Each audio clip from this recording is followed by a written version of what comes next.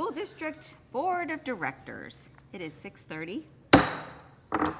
Thank you all for being here tonight on a not rainy but cold and windy evening. Are there any revisions to the agenda? Good evening, Madam Chair. We do have a revised personnel report on updated slide 24 on the APG presentation, and slide 6, 7 on the writing presentation have been updated as well. All right. Any questions about the changes? All right, thank you very much. We'll move on to the superintendent report. Mr. Newton. Good evening, Madam Chair and members of the board. On November 17th, the district, in collaboration with numerous community partners, successfully executed a full-scale tabletop and reunification exercise. This comprehensive drill involved district department staff, administrators, and multiple community agencies simulating a critical emergency scenario. The goal was to thoroughly test and enhance our emergency response and family reunification protocols. The exercise was well attended and highly organized, effectively highlighting both the strengths of the district's current procedures and critical opportunities to improve coordination of emergency response and safe reunification of students with their families.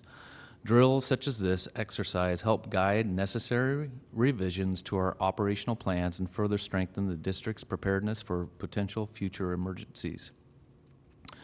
I am very pleased to report a major success regarding our financial stability. The financial audit exit meeting was completed on November 21st, and the district received a clean audit opinion.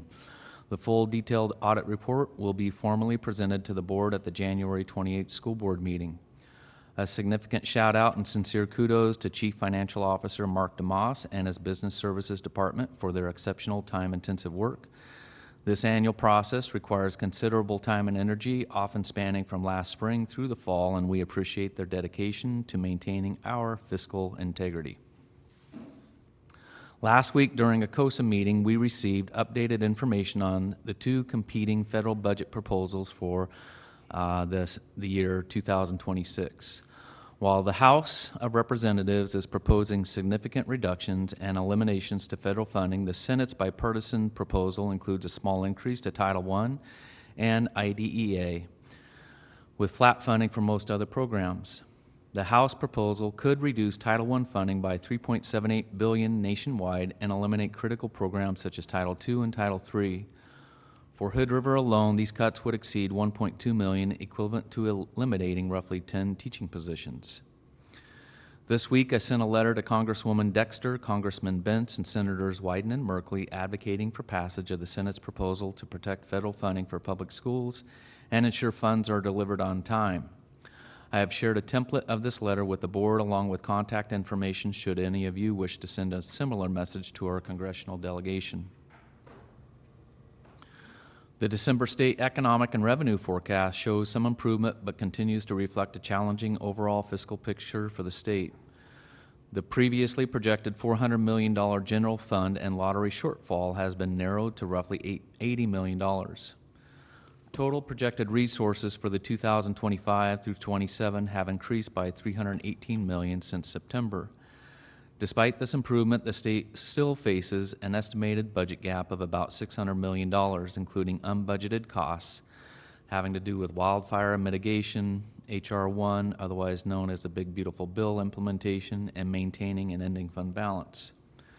COSA emphasizes that K-12 advocates must remain vigilant due to deep cuts facing other state programs, particularly in human services. Competition for limited resources will be intense. We await the next revenue forecast on February 4th, which will inform final budget adjustments during the legislative short session. As shared at the last school board meeting on November 12th, Oregon voters created an education stability fund to address budgetary strain similar to this one.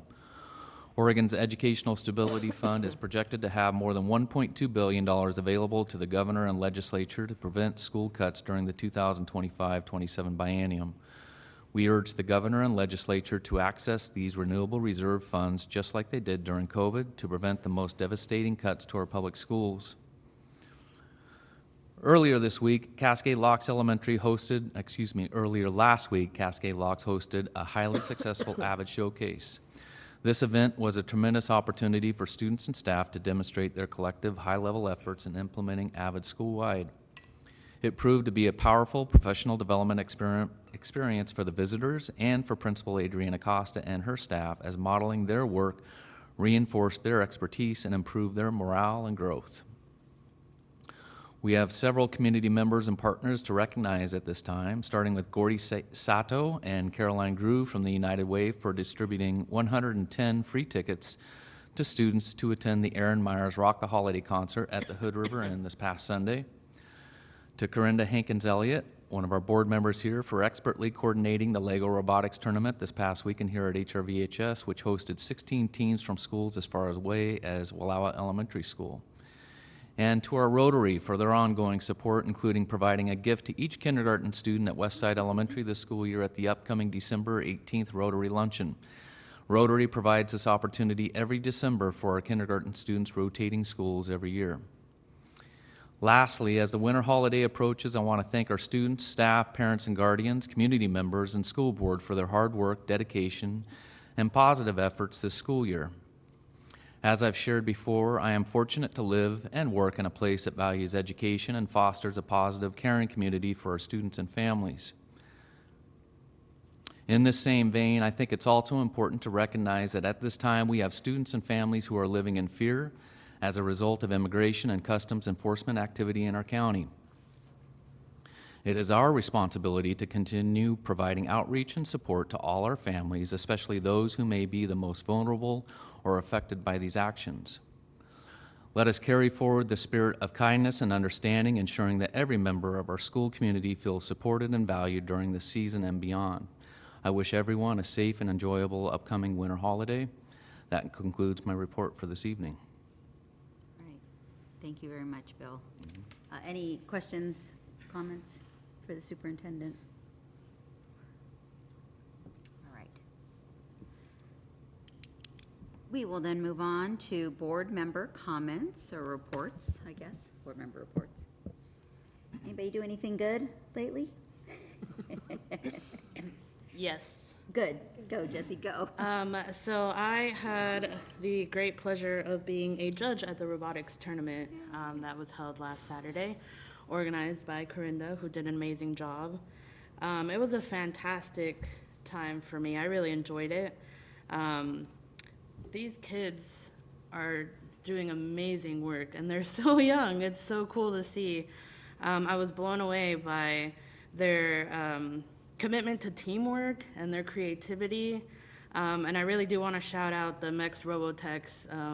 They stole my heart, and yes, I'm a little biased because they're from Mid-Valley. But also because their innovation project was so cool.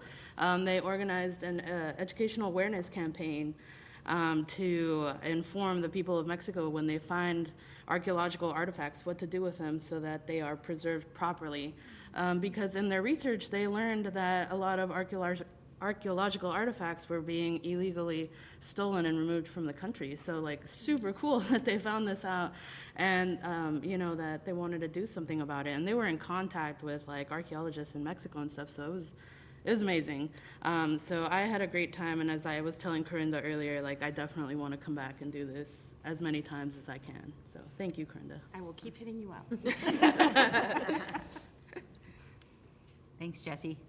That's fantastic. Anybody else? Yeah, I got a little bit.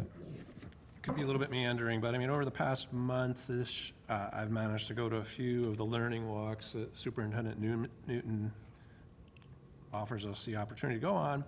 And so in my case, I got to go to Hood River Middle School, HRV, the Avid Showcase, and the Hood River Options Academy. And I just really want to give a shout out to all the staff that I met and or just observed while I was there. I mean, your efforts are just so apparent, whether it was cafeteria staff, educators, our IAs. It was just apparent everyone was there trying to provide what kids needed in that moment or in their class and help them. And it's a really wonderful thing to actually go observe. With that, I also met volunteers, and again, it just came home what a huge difference an hour a week of volunteer time by anybody helps every educator, every kid. It's whatever it is you can do. It doesn't mean you have to stand up and teach the class. I mean, just the support of being there an hour a week, they'll find something that you're comfortable doing, and it's a huge help.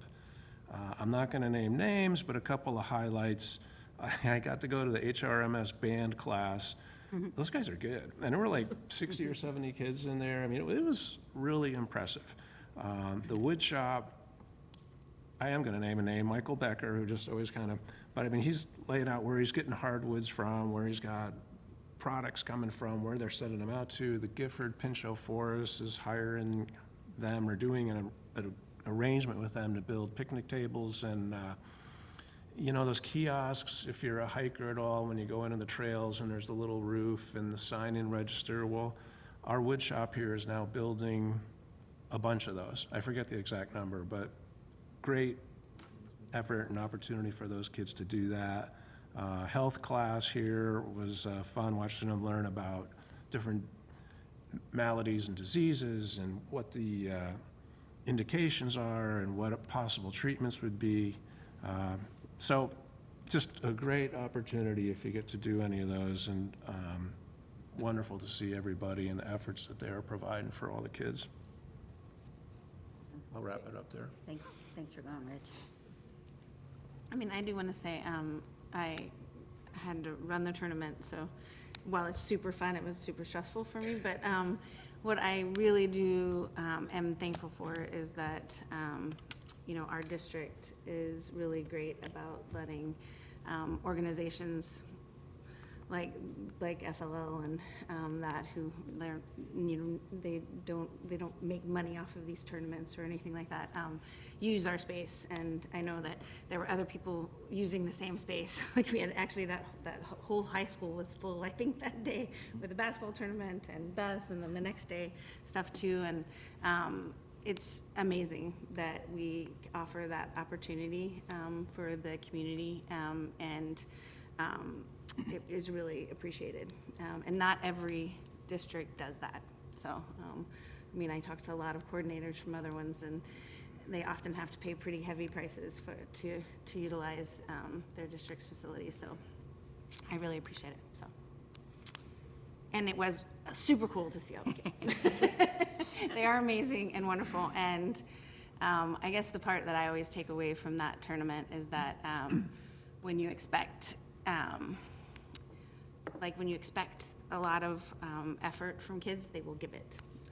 Like, you know, there's always this moment in the week before that tournament where coaches and kids are like, I don't know if we can do this. And then they always pull it together, and it's okay to do hard things and to try at them. So, thanks. Thanks, Brenda. And I'm going to thank Corinda again. She's very short on all of what she does for robotics. I was not volunteering. I'm just a parent that has a child in robotics. But thank you so much, Corinda, and the school district in giving that opportunity to the community. It was really neat to see all the students and all the kids participate. And then just even off from the tournament, they were still building little robotics and having their own battles on the side. And it was just really cute to see all the kids interact. So it's really nice and heart-filling to have that here in the district. So thank you. Thank you so much. All right. I'm just going to point out two things that Rich already mentioned, but when we were at the high school, we were here during second breakfast, and the number of kids that were streaming into the cafeteria to get something to eat and then coming out with mouths and fists full of food was awesome. And I remembered that when I was in high school, if my mom hadn't handed me a piece of peanut butter toast as I was walking out the door, I never would have ate breakfast. And that happens to kids all the time. And so for our district to prioritize giving kids food, not before school, but like at a low break in school when they actually are ready to eat, I just can't give enough kudos to Jordan and her entire staff for just really making sure our kids are ready to learn, and food is such an important part of that, and it was awesome to see, and kids eat a lot. And then I also wanted to give a shout out to Michael Becker and the whole wood shop.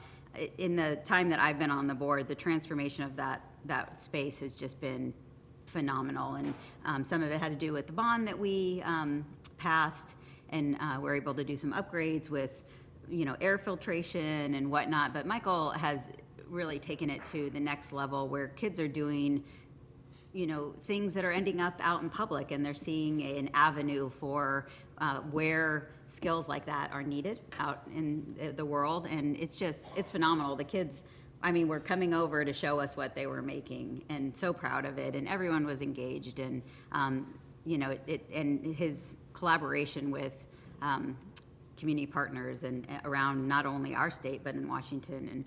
And just a big shout out to him, and what he's built that program into. It was fantastic. If you ever get a chance to check it out, it's something else. Anyway, okay, we will move on then and hear from the ones that actually know. Our student envoy, I think, do we just have Arun down there? They're both here. Oh, they are both here. Hi, guys. Hello. So I'm Felipe Mendez, the ASB president here at the high school. We are so excited to be back to discuss our annual canned food drive supporting the Fish Food Bank and the Christmas Project. Our theme this year is Super Cans, and our motto is we can all be heroes. We will be collecting canned goods, pet food, and personal care items. It will all end on December 17th, but we will continue collecting money donations until January 8th.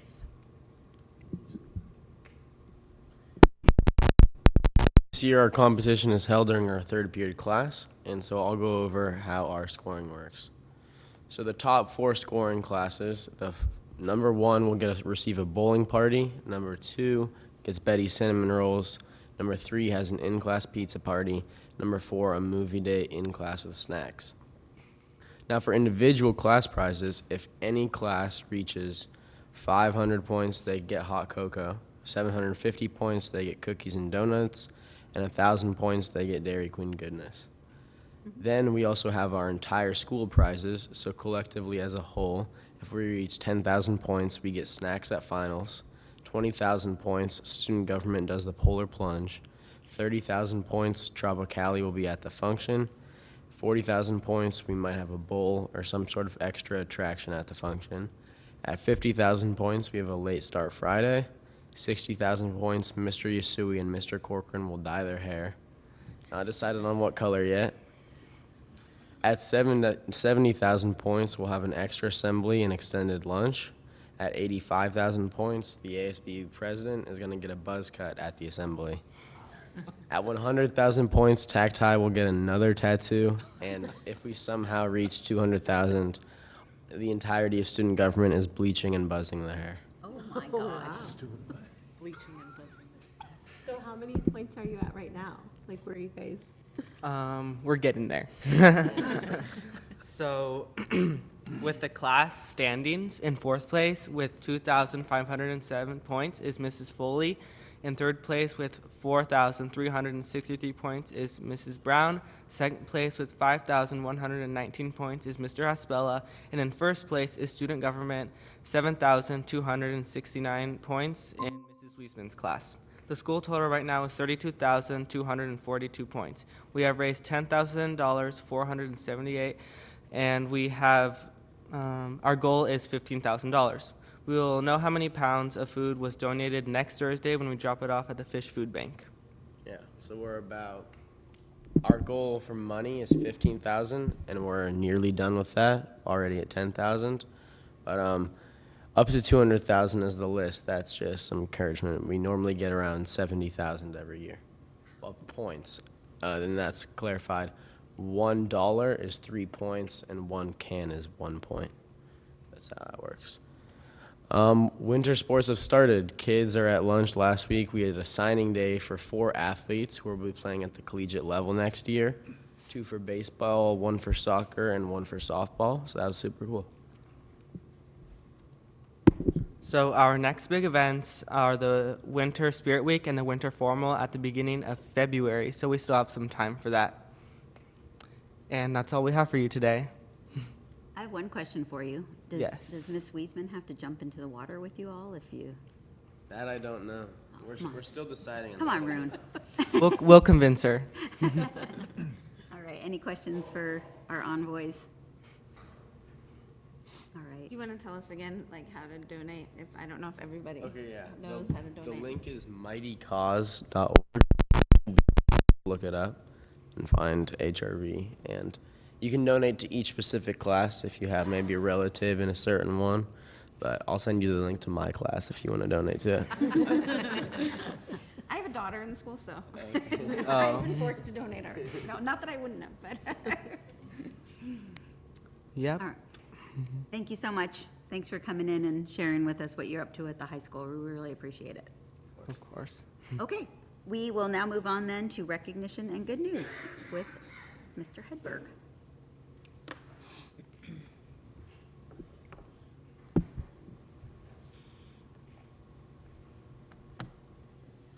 Madam Chair, members of the board.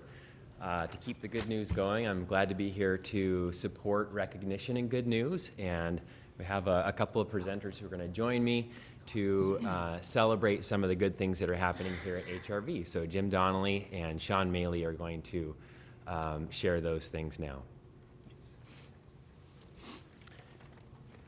We get a lot of help to do the work that we do, and these are opportunities that we really relish to recognize the people who have stepped in to help support us, and also some of the accomplishments of our students. So Mr. Maley's going to start us off. Yeah, so, hi, everybody. Sean Maley, Athletic Director, Assistant Principal. We are here to do our recognition by season of teams that have finished top 5 in state. Last spring, kind of ran out of time and getting everybody together, so we're kind of scooping back to one from last spring. And one from this fall will be pushed to the next board meeting because they were all supposed to be at a swim meet tonight. Our girls water polo team did take 4th at state. They were all going to be busy swimming in Park Rose. They couldn't make it, so Kelly asked to move back. But we do have our speech and debate team. If Ann and Christy want to come up here real quick first, and we'll have the kids follow on up. So our speech and debate team, and shout out to the work of Ann McDonald and Christy Heck here for practicing with a group of over 56 participants now. The last 2 years, they have finished in the top 5 at state. Last year, finishing in 4th place. And the year prior, they finished in 2nd place. So this team, pretty much out of the hard work of our coaches here, and recruitment and time and effort, they are going to tournaments almost every weekend, getting up, what do you say, kids? Early? What's the earliest? Like, I think one time we had to be on the bus by like 3:40. They're leaving somewhere always. Yeah. That is rough. Their departure times on the transportation sheet are often shocking for me.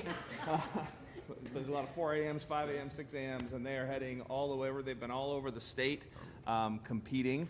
And I'm going to have you come over here real quick and help me understand some of this to the best of your ability, because How many of you have ever been to a speech and debate tournament? Yay. Okay, so we get on a bus, we go wherever, we just went to Clackamas. We slept in until 6 a.m. And then you get there and you run usually three rounds with the kids. And the coaches end up judging, and we rely on volunteer judges. Jill's done that for us before. And then you go into break rounds, semis, finals, etc. There were 35 schools in Clackamas this last weekend, so you're competing between anywhere 35 to 50, typically. And we go to Lewis and Clark, Linfield, Pacific. We try to hit some colleges as well as high schools. The kids come twice a week for practices, and we compete all year. There's about 56 dabbling in it, about 30 super serious kids. And I really wanted to thank the board and the school district for supporting speech and debate at a time when we need critical thinking. It is one of the key ways we can teach that. And I know I just can't, I mean, I go to, these are the crew that went to nationals. We had 2 others, one's in college.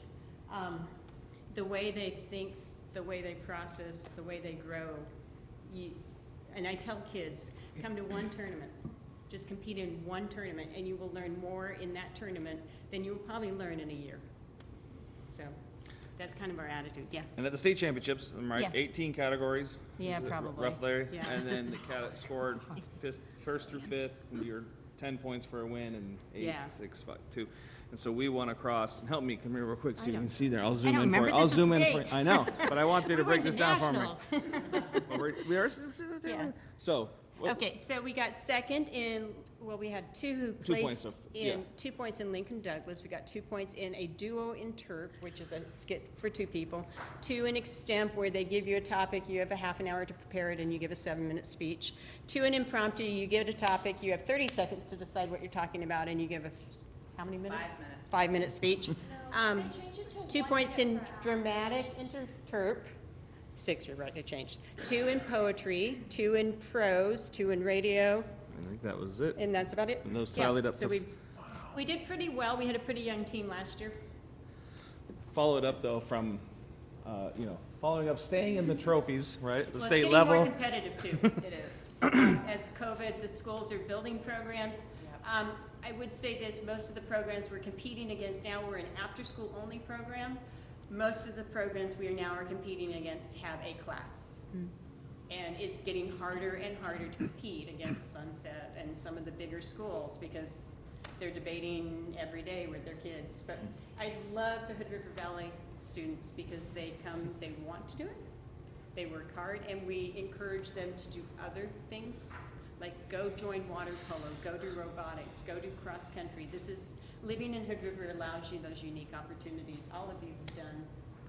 They just got out of the play. Jillian's, I know you did cross country skiing last year and some other things. No, but I Didn't you? just ski for fun. Okay. So, introduce yourself. Yes. I am Isaac Serrano, and What events do you do? I do a lot of interpretational events. Project your voice. Huh? Pretend you're talking to the audience. Okay, well, for what I went for nationals was a duo interpretation that's between 2 people. And my partner, joined us, she's in college, so she graduated. And this year, I'm also doing some more duo. I'm going to head into poetry as well. What did you do in supplementals at nationals, and Oh, how did you supplementals. place? I did storytelling. Basically, you're reading a book, a children's book, as if you're reading to a young audience, let's say. And you get to act everything out, except it's all memorized. And I progressed once, or was it twice? Once, yeah. I think that was pretty cool. What was your piece? The little engine that could. All right. Thought it was good. I'm Jillian Reed. Currently, I do public forum debate with Tate Shays for all of you that know him. And I also do extemporaneous speaking. At nationals, I went in world schools debate with a team of 5 other people across Southern Oregon. And we won 3 out of our 5 rounds. Yes. I'm Abby, or B. Carsley, and I've competed in poetry. Dramatic interpretation was what I took to nationals, which is a fun speech where you memorize a 10-minute long thing from like a play or a book. I also did at nationals an original spoken word poetry, which I did about kind of like queer, like violence, I would say. But I also went last year with a supplemental piece where I did expository speaking, which is just a 5-minute speech, and then something else. I don't remember. It was She a lot. does anything I ask her to. Like, she couldn't get into the last tournament. I signed her up for 6 things, the first 2 she got into. She put her pieces together like on Friday. How did you place with that piece? First. Yeah, talent. I'm Adriana Brink. I went to nationals in spoken word poetry, and I broke to octo finals. And then I also went in the same storytelling event Isaac did. And at this last tournament, gosh, I've done like everything in speaking today. But I tried HI for the first time, which was so fun. Which is humorous interpretation. First funny event I've ever done, and it was like so much fun. It was so great. I'm so excited to be part of this team. I did get third. That was also fun. And then my assistant is Christy Heck. I'm Christy Heck. My daughter Ryan is the college student Isaac speaks of. She went with him to do OT Nationals. Ryan got me into speech and debate. She did it all 4 years of high school. So I asked her, why was speech and debate such a good experience? And she sent me like this ridiculously rambling voice tag, but she said, she summarized that public speaking gives you confidence. Your junior and senior year provides opportunity to mentor other students. You learn how to deal with disappointment, as well as take and give constructive criticism. Now, she is a freshman at Gonzaga, and she's putting all these skills to use. She's in a communications class right now where she says like every class feels like an impromptu speech. And then she's had multiple interviews for other things she's trying out. In fact, she's interviewing to be a college tour guide, and she said she really put her skills to use there, because the first interview went really well. And I said, what did you have to do? And she said, well, I had to tell a story walking backwards. I said, that's perfect. Anyway, it's been a great experience. These kids are the future of this country. They debate topics that are current, and their speeches reflect the things they care about. And it's never anything light, or it's always just grappling with really big subjects. And it is so refreshing to see all these minds at work. And when Ann and I, we have to judge at tournaments. And so we're exposed to all of it across Oregon. And it's like, we're gonna be okay, people. That's what every parent who's ever come to judge. We take volunteer judges. Topics, what's a new topic for Lincoln Douglas is our nuclear weapons moral? No, it's like disowning. Okay, you know it better. Resolved is possession of nuclear weapons moral. Oh, that was close. I just paraphrased it. See, I was correct. Anyways, if you know any kids who would be interested, send them our way. We're always open. You can join anytime during the year, and thank you for your support. Yeah. Thank you, guys. Don't go yet. Don't go yet. Anybody have any questions? Questions? I'm afraid to ask questions. I just want to thank you guys. Lucas did it when he was here, and Kylan did it for a short, brief time, and now Lyra's going to try. And I do feel like it was such an amazing, just being able to really public speak and not get like concerned or worried. And Lucas was a natural, but the other two definitely are not. And it is such a wonderful thing for them to develop those skills. And you are right; those kids are our future, and I'm really expecting a lot from them. Especially sending your youngest. Get you to judge again? Yeah, probably, but after robotics over. So you said 35 plus teams will be at, They were at That was Clackamas. a small tournament. that was a small tournament. And you guys are holding like second and fourth place kind of. Well, so it's always confusing state. Like when we place in state, the first time we won state, I came back and people were like sending me emails because I was in the district at the point. And I'm like, and the kids are coming up, hey, we won state. I'm like, what? Because at these big tournaments, you're competing against all of the schools. So when someone takes first in poetry, it is the first in Oregon, regardless of school size. Oh. Okay, so all the numbers, the twos, that was regardless of school size, private, and so when we're placing it all, we're doing really Yeah. At all the tournaments. Congratulations. And we do tend to place. I mean, we're competitive. We've always been competitive since Rapelson started the program years ago. And I think it's because our community is incredible, and people embrace diversity and diverse opinions, diverse activities. And it's a great place to live. Well, congratulations to all of you guys. And it sounds like these are amazing skills that you're going to use your whole life. And it's fantastic. So thank you guys for supporting them too. And good luck for your next ones. And Anne, I want to give you a particular shout out. I know that speech and debate has always been good at HRVHS, but the numbers dwindled for a little while. And to have you bringing this many kids back into the fold, it's a real testament to you, and thanks to Christy for coming on as well and really supporting this, because it is just an amazing opportunity. I mean, our 80s AI saw Yeah, I like that. Fred and Sean have been amazing. Yeah. And then the administration went through, I mean, it just, Yeah, it's a family. I know, but thank you. All right, thanks you guys so much. We're so glad you could come. From the board, y'all. And we have a tradition too, a picture with our superintendent, so. Does he wear one too? I retired. I can do Awesome. Wanted to come back out of retirement so you can teach.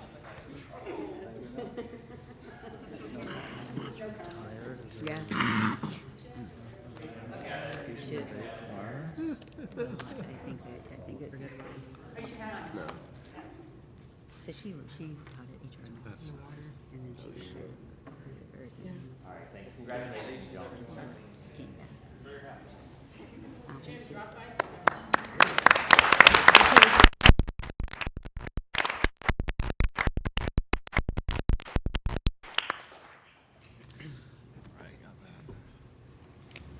All right. So we are here to also honor volunteers. I'm going to start us off. Zanny, will you come over here? All right. So Zanny Petros, I have nominated to be recognized in front of you to the board here as one of our volunteers in our community. I'd like to recognize Zanny as an athletics and boosters volunteer in our school community. Zanny has single-handedly launched the boys volleyball club team. She spent countless hours cultivating the roster, registering the team, growing it in size by double from year 1 to year 2. Without any budget, Zanny led fundraising efforts and her own personal cost, I know that is true, for team uniforms to helping find coaches, organizing carpools to get the teams to their away games, and even to get them to home games. Zanny and Brian, give it away, Brian. Brian's right over there. Have both been fundamental and instrumental in getting this off the ground. Brian has been one of our coaches, assistant coach. They have gone about the way to find their game workers, provided home game opportunities to our team. And this team, again, remind everybody, did not exist prior to 2 years ago. There was not a boys volleyball club. Zanny came to me and said, hey, I have some kids that want to play this. The OSA has it as an emerging sport. Can we do it? I said, sure. Here's the gym. So in her first year, they did not find too much success on the court. Nope. But by year 2, last spring, they did make it to the top 8, 5A state tournament. Top 8 teams qualified into the state tournament. And I think we're looking to build on that success this year. Zanny also most recently stepped up and joined the Booster Club, helping to run the food concessions at both Henderson Stadium and here in the gym lobby. She has elevated the food offerings immensely with her background in the restaurant industry. Head to Divots, a little shout out. With her pulled pork tacos, big hit this year at the football games. The mac and cheese with, I can't remember if it was like brisket or pulled pork on it. I had that during one of the games. Yep, truly amazing. And then most recently at the Battle of the Bridge tournament this last weekend here for a basketball tournament we had on site, there were taquitos and churros, which was another splendid discovery for one athletic director. Very hungry that day. So again, been truly like changed the way our concession stand has stood up on top of everything she does for the community. She never says no, always looking for ways to support the overall experience at games for our community and boost our athletic department and get us boys volleyball teams. That is Zanny.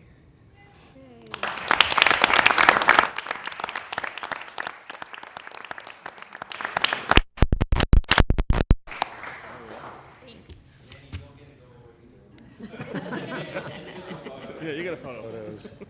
Thank you, Doug.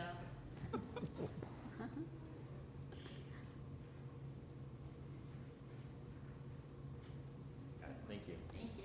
Thank you, Brian. To Brian.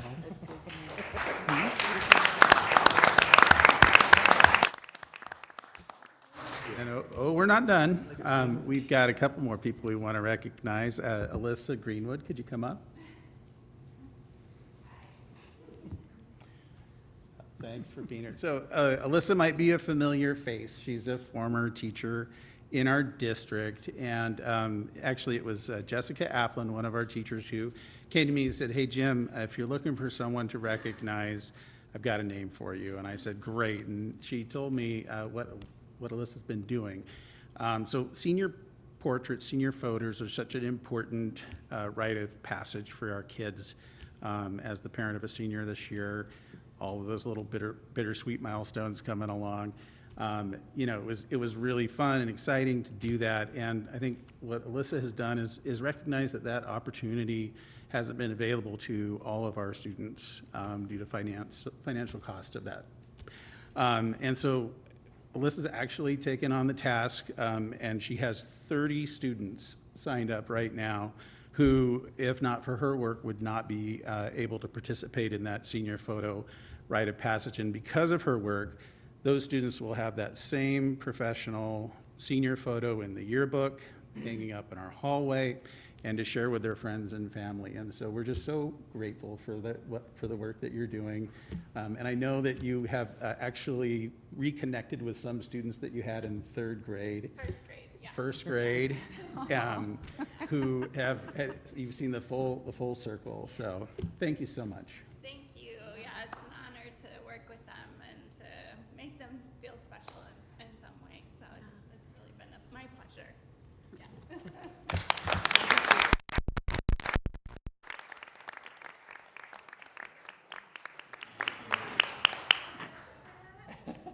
I traded out the one. You get a photo with your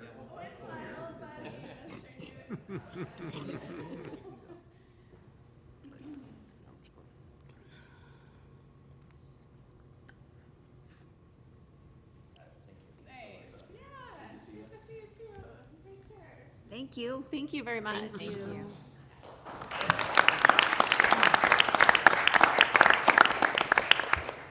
And finally, I'd like to call Allison Betzing to the stage. Allison is probably a very familiar face to a lot of people in this room. If there is a volunteer role in the district, she's done it well and recruited somebody else to help her.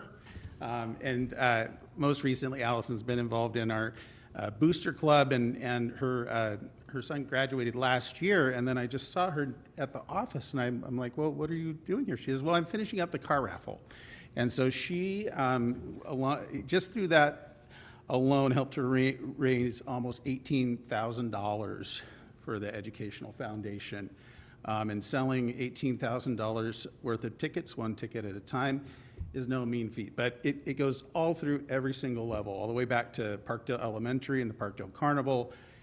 Every time we've needed support or help in this district, Allison has stepped up to do that work. And you know, although her kids have graduated, we're super excited to see what they're going to do next. And we just really want to say how much this has meant to our students and to us here in the district to have your support over the years. I would like to add, prior to Zanny, we had Allison. And prior to letting Zanny in the concession stand, we were letting Allison in the concession stand, and upon my arrival was nothing but a massive support and a small but mighty booster club, with the mighty coming from Allison here, never stopping and always, again, finding the way to say yes and to help our booster club. So fantastic, been working with you. It's been fun.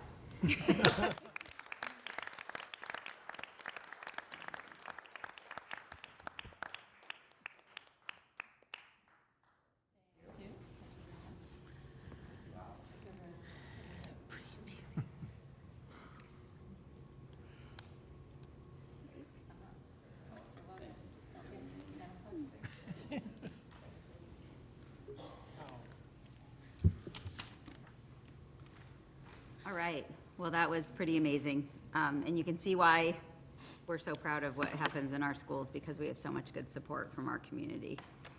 All right, we will move on now to public comment, and we do have 3 public comments tonight.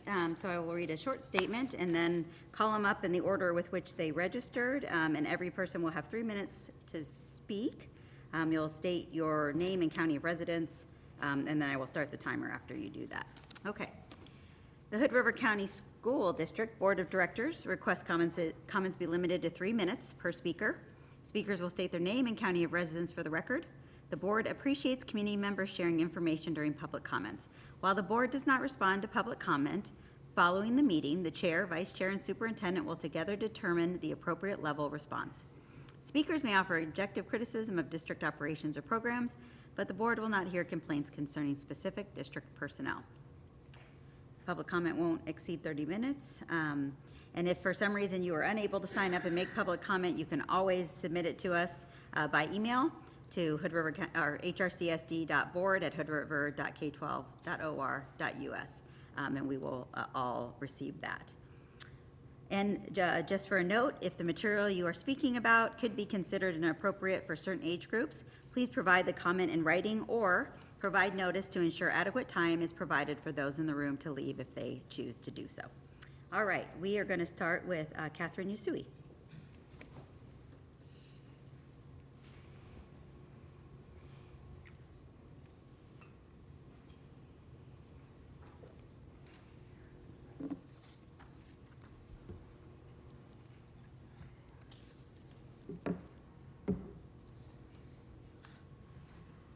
Good evening. My name is Catherine Yusui from Hood River County, and I'm speaking as a teacher who works at HRCSD. I've been given the opportunity to speak here tonight for 3 minutes, and while I'm grateful for those 3 minutes, I want to name the reality and that this is 3 minutes more than our department was given when the decision was made to eliminate our 2 tiers of language arts at the 9th grade level. I'm aware that our principal will be giving a presentation later and that he has sent information about this decision, but I want to provide the perspective from the people who have been in the classroom because this represents a decision with real lasting consequences for students. I have taught 9th grade language arts for 18 years, and I know our students well. Their reading comprehension and stamina have dropped drastically. Their ability to focus on text has dropped. Their foundational writing skills, even in our honors classes, have declined. These are not isolated observations. They are patterns that teachers are seeing consistently at all levels. Does this mean that we eliminate our 2-tier system? No, it means that they need more support now more than ever. Because here's what I also see. We have students reading at a 1725 Lexile sitting next to students reading at a 70. That's a 1,600-point gap in the same classroom. There's no amount of differentiation that bridges that gap, not when students are arriving with such widely different skills, profiles, needs, and histories of academic struggle. And here's the part that deeply concerns me. With this cut, there will be fewer opportunities and fewer minutes in the day to support our lowest performing students. Fewer touch points with a teacher who knows their reading weaknesses, fewer chances to build foundational skills, fewer places where they feel safe asking questions because the pace is appropriate for them. The proposed alternatives simply do not replace what is being lost. When time is not structured or curriculum-driven, it is not consistent. Students miss days, they choose social groups over academic needs. Many do not self-select into reading or writing help or even show up. And the tutoring center, while valuable, is a drop-in support. It is supplemental, not substitute for direct daily teacher-led instruction. What our lowest performing students need is not optional support. They need built-in, consistent, teacher-directed support. With this cut, they will not get that. By combining all students, we lose the structural support for our most vulnerable learners while being told to push for pure rigor, even if it means failing more kids. This cut is being framed as an equity solution, but it is not. I only have 3 minutes to speak tonight, but I remember the last time I stood here in the spring speaking about the harmful impacts of SOAR for all 9th graders. I wonder at what point our district administration will start listening to those who teach these students every day. Cutting this course does not streamline a schedule. It cuts support for the exact students who are already falling behind. It makes equity a talking point instead of a practice. I urge you to reconsider this cut. Our students deserve a system built around their academic needs, not convenience. Thank you.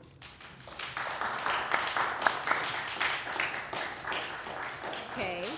Sorry. Next, we'll have Mika Rusta.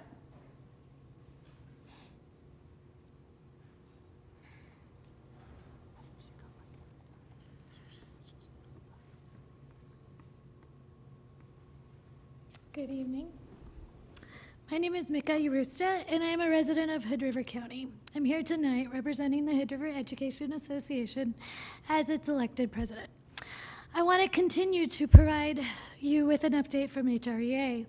I hope you're finding these updates useful as they offer a chance for you to hear directly from licensed staff about what we're experiencing in our schools. We would like to acknowledge the work happening at Wyeth Middle School. Last spring, a small group of teacher leaders partnered with the administrative team to identify challenges and potential solutions. This fall, they've been working collaboratively to implement consistent systems around behavior expectations.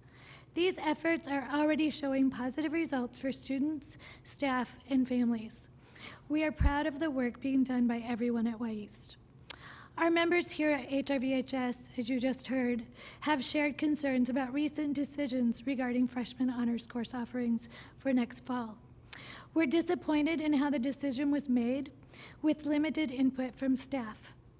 We believe decisions like these should be grounded in data and shaped with the teachers who work directly in these departments. This decision feels rushed, and we would have appreciated more time to review the research, understand the reasoning, and offer meaningful feedback before a final decision was reached. We also want to continue raising the topic of special education. While we know there are no quick fixes for the increasing demands placed on special ed staff, we want to ensure this issue remains a priority and is discussed with key stakeholders at every level, from building teams to district leadership, from this board to our state lawmakers. Finally, we want to acknowledge the strong work taking place at Hood River Middle School. Educators there appreciate the collaborative leadership and the consistent opportunities to have their voices heard. Thank you for your time this evening and for providing space during public comment to share these updates. I do hope we can continue these conversations in a more collaborative setting in the months ahead. Thank you. And our last speaker will be Carrie Lee.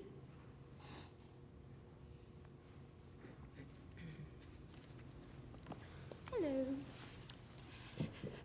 Dear board members and parents and teachers, thank you for your time and for giving me the opportunity to speak this evening. I am here tonight to advocate for continuing freshman honors LA at Hood River Valley High School next school year. I am the proud parent of a freshman who is thriving in Mrs. Yasui's honors LA class. We have been very impressed with the curriculum and the quality of the work that he has produced. He really enjoys the required reading, and we are thrilled with his comprehension of the material and his ability to relate these to contemporary social issues. This is exactly what we hoped would happen for our son at Hood River Valley High School this year and during his high school journey. He is confident, he's engaged, he has told us more than once how much he absolutely loves this class as a 14-year-old freshman. And I don't think this would be the case if he wasn't being challenged. He has to work really hard in this class and is learning the importance of extra effort producing impressive results. It is clear to us that Honors LA is not simply extra coursework. It provides deeper reading, more rigorous writing expectations, and supports students who are ready for this challenge. This foundation also prepares them for later coursework such as Honors LA 10, AP Language, AP Lit, and dual credit opportunities. Our school already offers accelerated options in math, science, language, engineering, and music. Students whose strengths are in writing, analysis, and communication deserve the same opportunity to advance and should not be asked to remain in standard level coursework while peers in other disciplines move ahead. Eliminating an honors track in language arts may unintentionally signal that verbal and creative strengths are less valued than mathematical or scientific strengths. I respectfully ask that the board continue offering freshman honors LA so that students with language-based strengths have an equitable path to grow and excel and prepare for advanced AP coursework. Thank you for your consideration. Thank you, Carrie. Okay. That will close our public comment section of our meeting. And again, if you did not get the opportunity to speak, we love writing, we love getting letters because then we can all take the time to write or read them. Gosh, I should go to ELA honors. Take an opportunity to really read them and study what the comments are. So if you didn't get an opportunity, please reach out to us via email. All right, we are going to move on then to our consolidated action. And if everyone had an opportunity to look over the most recent personnel report, I would take a motion. I move to approve the consolidated action as presented. I'll second. Okay, so moved by Brandy, second by Corinda. Any questions about the most recent personnel report? Okay, we'll go for a vote then. Monica? Aye. Corinda? Aye. Rich? Aye. Jesse? Aye. Brandy? Aye. Dave? Aye. And the chair votes aye, and that passes unanimously. Thank you. And now on to reports and discussions with Jim Donnelly, Brent Emmons, and Tess Misa. Oh, and Sean Maley.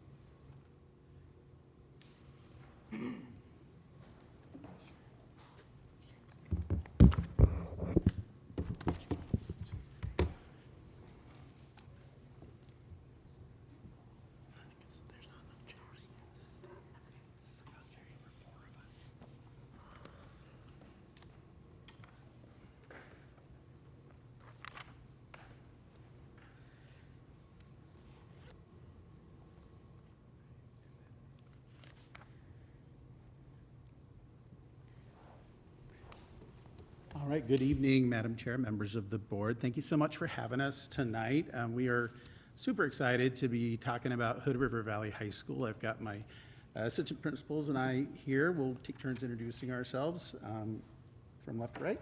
Yeah. Hi, I'm Tess Misa. Hi, I'm Brent Emmons. Sean Maley. Tonight, we're going to go over some details from our continuous improvement plan, and then we're going to talk a little bit about the master scheduling process that we've undertaken, the steps we're taking in intervention and support, a little bit on our sports and activities, and then a special edition of the What's Up from our students to give you a sense of where our students are at. And feel free at any point to interrupt with questions if you have them. This year at the high school, we really have three main areas of focus for improvement. That's in school culture and attendance, academic rigor and support, and then our staff collective efficacy. And so each of these areas, we've embraced some initiatives to try to improve that. So in terms of our student culture and attendance, one of the things we're focused on is noticing and communicating, making sure that students understand that we see when they're not there at school, and communicating closely with families.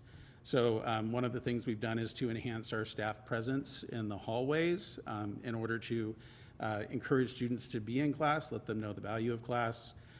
We've instituted personal phone calls home when students have an unexcused absence. We have a phone bank of staff who make those calls after school daily to try to connect with parents and families.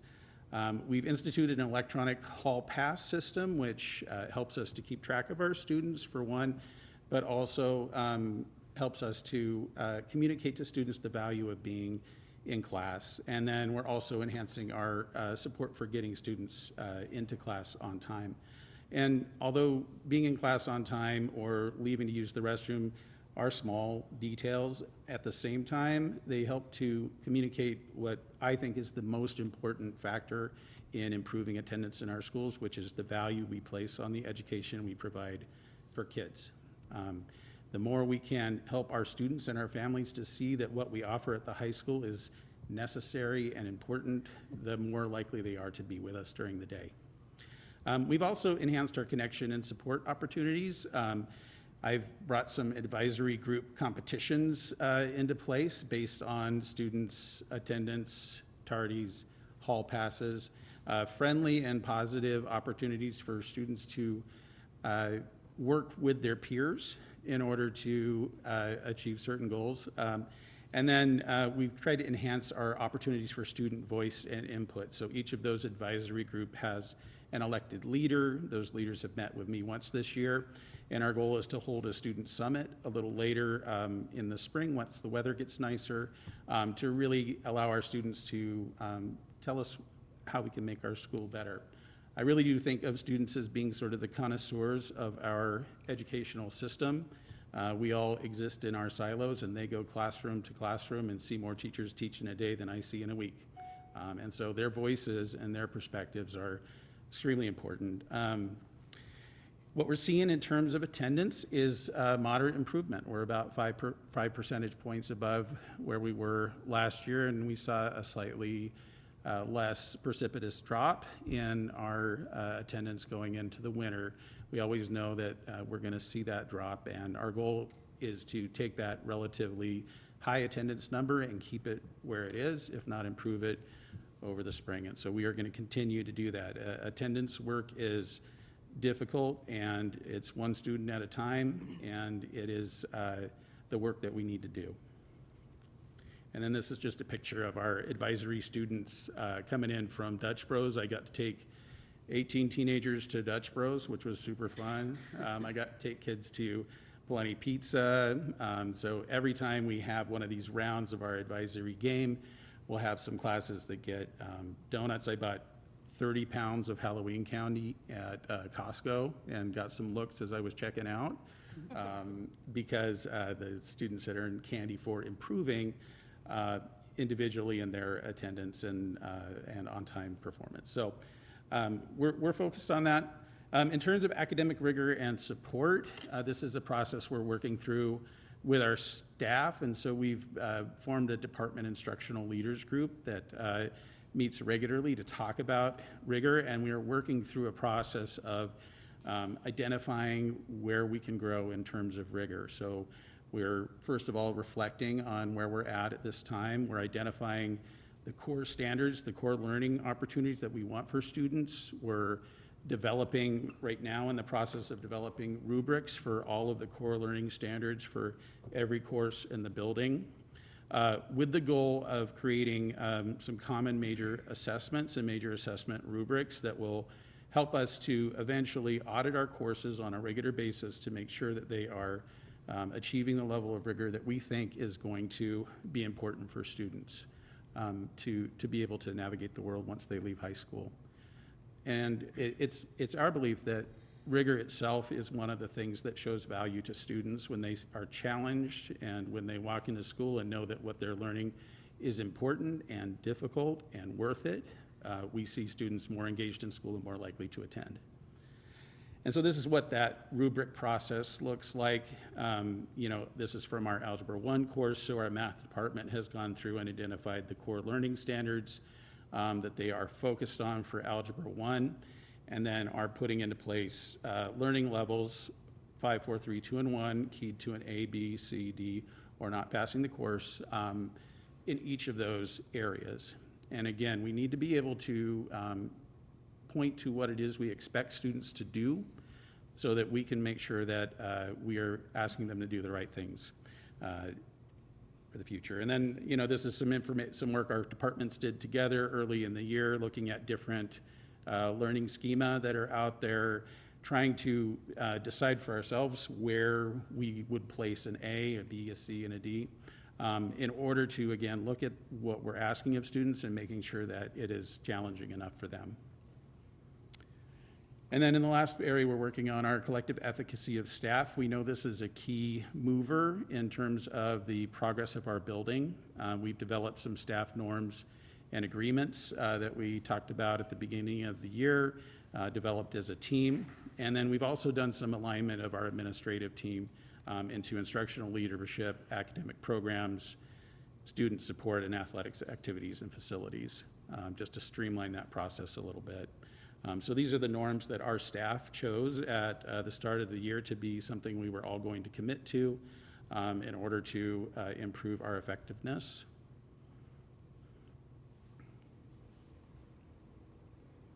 And this is our staff, and I'm incredibly proud of this staff. I think we have an amazing group of teachers, support staff, instructional assistants, paraprofessionals who provide an amazing education for our students.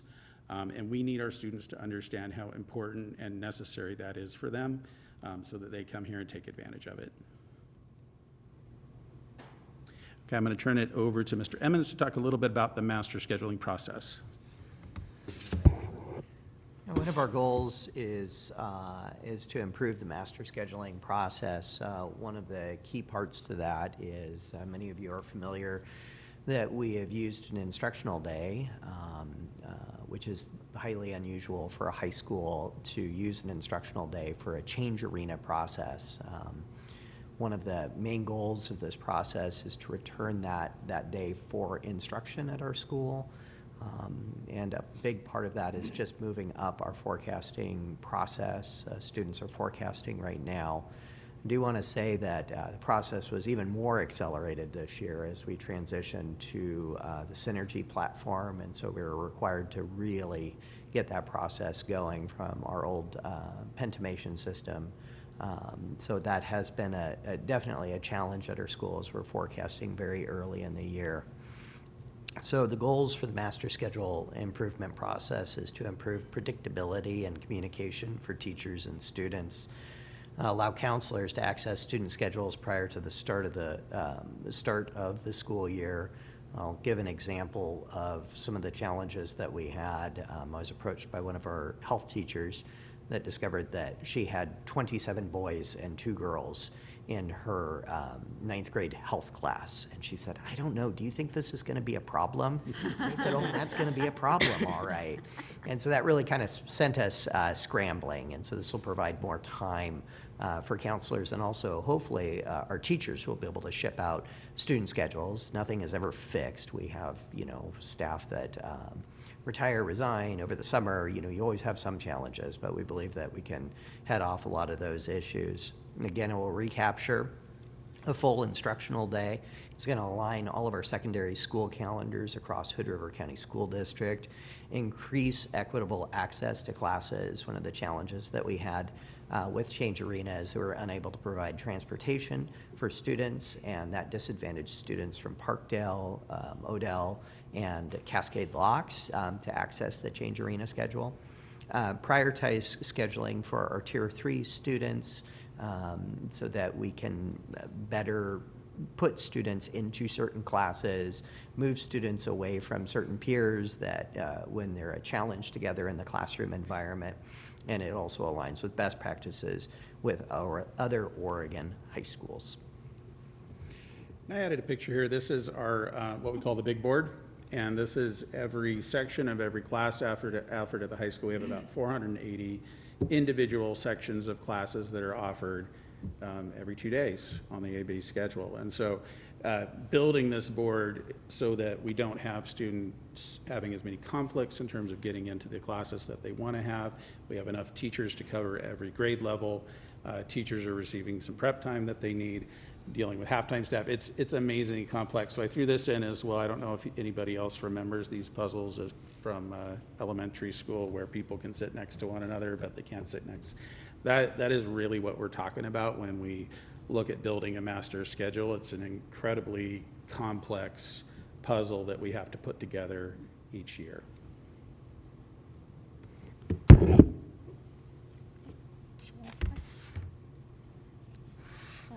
Thank you.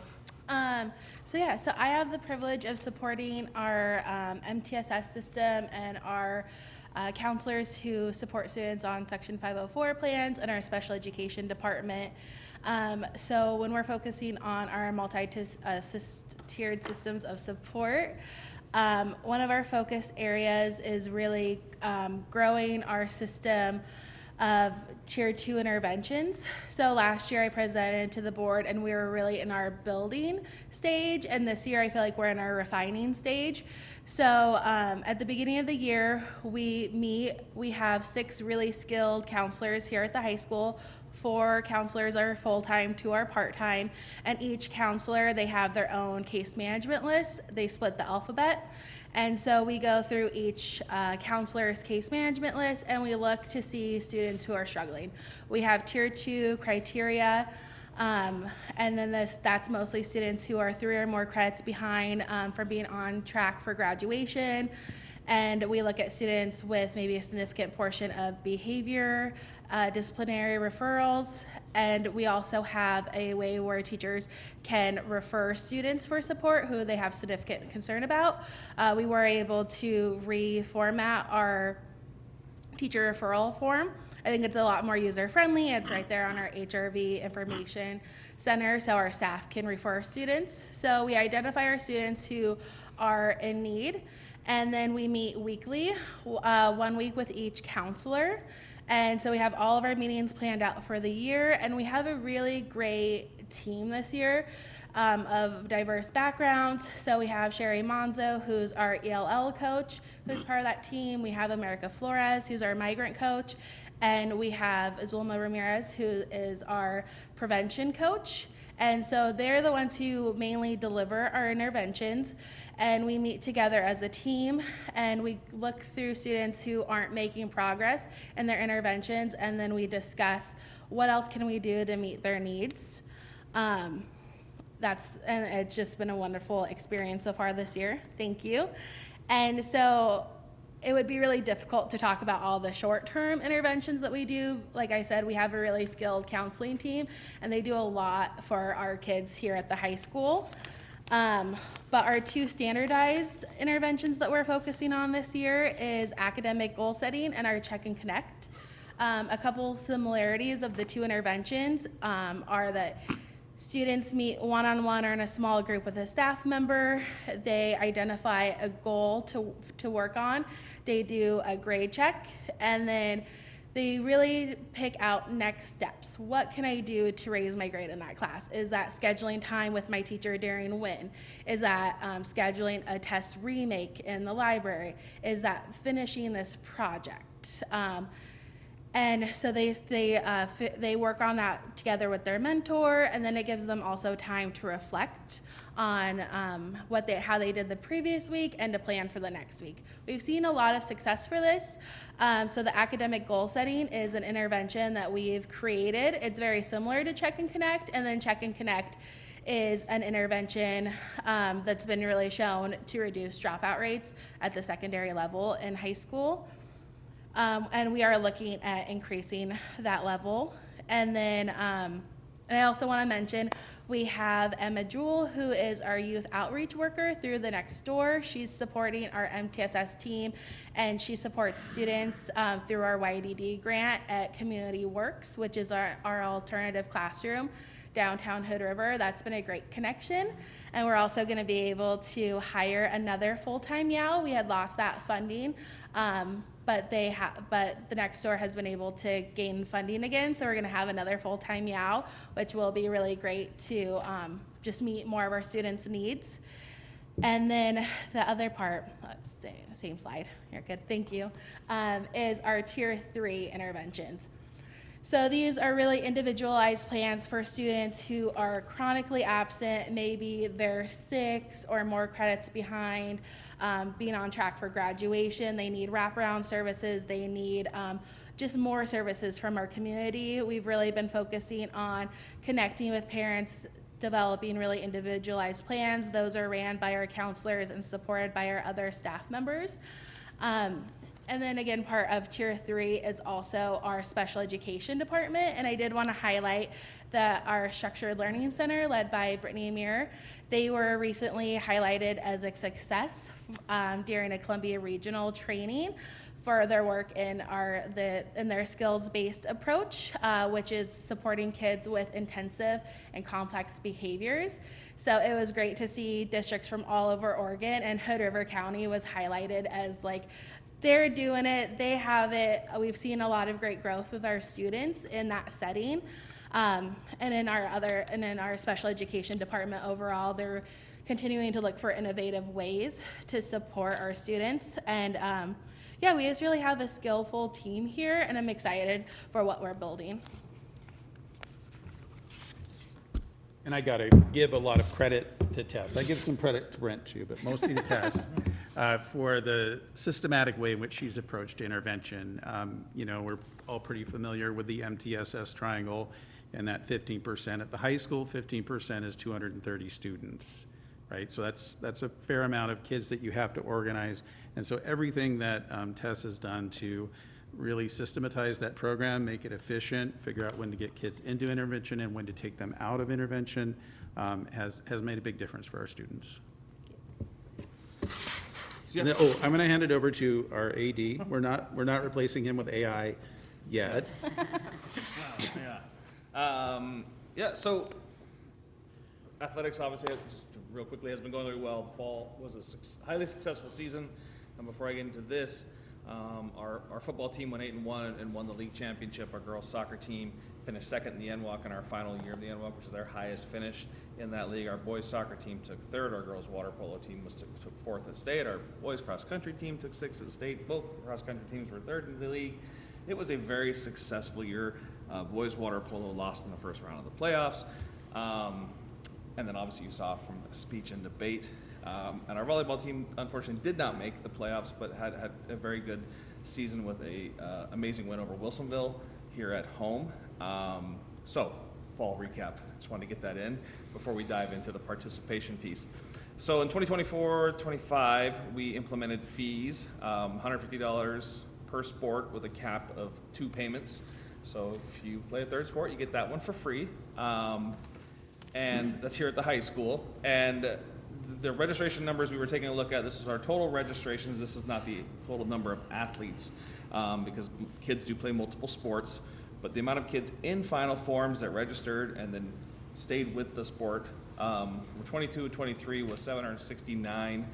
We saw a rise to 820 in my first year. And then last year, as fees came in, we saw a dip down to 792. We are currently above projections of the 792 for this year, but we'll wait and see how the winter shakes out. It's just getting started, and then spring registrations as we go into that. So I didn't dive into like necessarily how the money was used, but the current revenue that has come in, roughly around $60,000 last year for the high school budget, was used to supplement budget reductions, and also was used for capital expenditures improvements. In last year's case was the softball field. We put in a warning track. It had not ever had a warning track. The baseball field did have one. We put one in over there. In the middle of winter, again, that was a big shout out to Todd Rainwater and his crew for being out in the rain and the rain, snow, and mix of weather, and to fix up the fencing around the field over there. And then we also brought in a whole new layer of dirt and re-leveled the infield at the softball field. So the softball field got an uplift in the middle of winter last year. And then the previous year, we used capital expenditures in some of our budget on buying new jump pits for the pole vault and the high jump. When the community and our community works group, in conjunction with outside donors, built our new track shed. We were in need of jump pits, and we put those in there. So some of those capital expenditures then come away from our operating budget, naturally, right? There's things we have to do mid-year. And so this revenue last year was really a lifesaver, to be honest. As it came in, it helped us continue. What I put in here is our full year of athletics programming. Our operating costs for referees alone and officials has risen year to year, upwards of 5 to 7%. This year's basketball officials, just you're aware, are $25,000. That is the largest referee's bill I have ever seen in 10 plus years of being in athletic administration. I've never seen a bill that high, and partly because referees are traveling from all over, and I'm sure just inflationary costs in general. So these registrations and participation fees are helping to keep us afloat. We are a well-funded department, and I appreciate, obviously, the school board continuing their dedication and commitment to athletics. It's been a fantastic, it's my third year, but I wanted to get that in there to show that, you know, we did have a dip. It's about, 9% in drop from year to year, but I believe we're holding steady. We're above 22-23 and above 21-22, but 21-22 is kind of a COVID situation as we're starting that back in hybrid learning. Mark is here to kind of help if there's any further questions in the depth of kind of registrations, or there's clarification of who's getting the fee waived. We do have the system in place to understand who does benefit, or who is fees can be waived. It's automatically kicked into the system, and then who can has a reduced fee. And then beyond that, we have had, I know 2 this year, people who did not receive the automatic benefit of the fee being waived, but did ask for help. And we worked through that and removed those fees for them. Sean, do we have a system in place to communicate that to families? Do we have a system in place to communicate that there is financial help to families? I mean, Yes, I and it know. has gone out, all of our newsletters has gone out. Steph Hoppy's put it out, and obviously all the district newsletters. Our coaches say it in their coaching meetings, parent meetings. That's how the couple winter athletes just came through. Okay. I won't say the sport because I don't want to name the families, but it was in their coaching meeting with the parents that was said, if you didn't get the automatic fee waived, but you are in need of assistance because job change, that type of thing, please, they email me. I talk to the family, and then I pass it over to Mark and to Jackie, our bookkeeper, and we just pull the fee off their account. It's not a grueling process. I just asked, we just have a quick talk, and you feel like you're getting to everybody who. yeah, I do. Okay. I do, and I feel like the automated system, Todd, Mark, the crew, to put that in place to where families aren't having to identify, and it's already just identifying them in the registration. It goes, our tech team, top notch in the state, hands down. Mark, top notch in the state. These guys have really done a ton of work to just make it seamless for families. That's why I think I've seen so few requests come in by 2, because the system's already catching it up front, right? It's already just acknowledging that you aren't owed a fee. And the 2 I have talked to have just been a change in situation in their family life. 57% of our participants receive some form of assistance. I'm glad we're able to do that, because I would hate for people not to be able to participate for that reason, so. Yeah, and I honestly, I could dive in for a while. I think why the number's down 28, there's some things that kids left to a club sport, moved to an academy away, quit the sport altogether. I think it's a negligible number from 2 years prior. I think to see a trend of where our fees are impacting sports would look over time, 4 or 5 years from now, from 1 year to year, those numbers to stay within 30 above or 20 above 2 years ago, and now down 20, it kind of waivers in that. And that's a pretty high participation rate for our school population. And I will say, as a 5A school, we do offer, given year to year, we're one of the top 2 or 3 schools in what we support from the board's commitment to these sports beyond the OSA sports. Speech and debate, water polo, alpine ski racing, and lacrosse. And then the amount of athletes we have playing and then participating in our activities, to our band, to our choir. We're always up there with Summit, Bend, and Wilsonville. So how does money that the boosters generate, how is that incorporated into sports and So activities? the boosters are obviously a separate organization, right? And they raise their money through banner sales and the concession stands. And at the end of the year, what they have done the last couple of years is they've taken a look at the participation rates per registry by sport, and then they've had their total amount raised, and then they've just essentially divided by the number of, by athlete, and it just goes into their ASB accounts, into their student body accounts.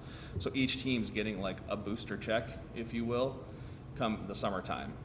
So the teams with a lot of players, obviously our biggest one is boys soccer. We had over 100 kids try out, and we didn't cut anyone, and then some kids, we finished around 89 players. And then track is right there, number 2. So they just essentially, that's the way the boosters and their 501c3, their nonprofit board decided to divvy that money up in that direction. They just give it out evenly to every, based on. Okay, but water polo and They even ski went to, team and yeah, they even went to the clubs. speech and debate? They did everybody, and even our clubs, they did a different ratio to like our student clubs. So their money, it was like large in number. It was around $50,000 my first year. But every team kind of came back from the summer break with, somewhere between $300 to $1,200 in their account, roughly, in their student body account here on campus. And they chose to go that route as opposed to the old application route. They used to apply, you come in, you give your spiels, what you needed it for. They didn't feel comfortable with that. It felt kind of awkward. This is what I was privy to their conversation, and they felt, you know what, let's just evenly distribute this so that everybody gets a boost. Can I ask some questions about the, just the change with, like registering for classes early?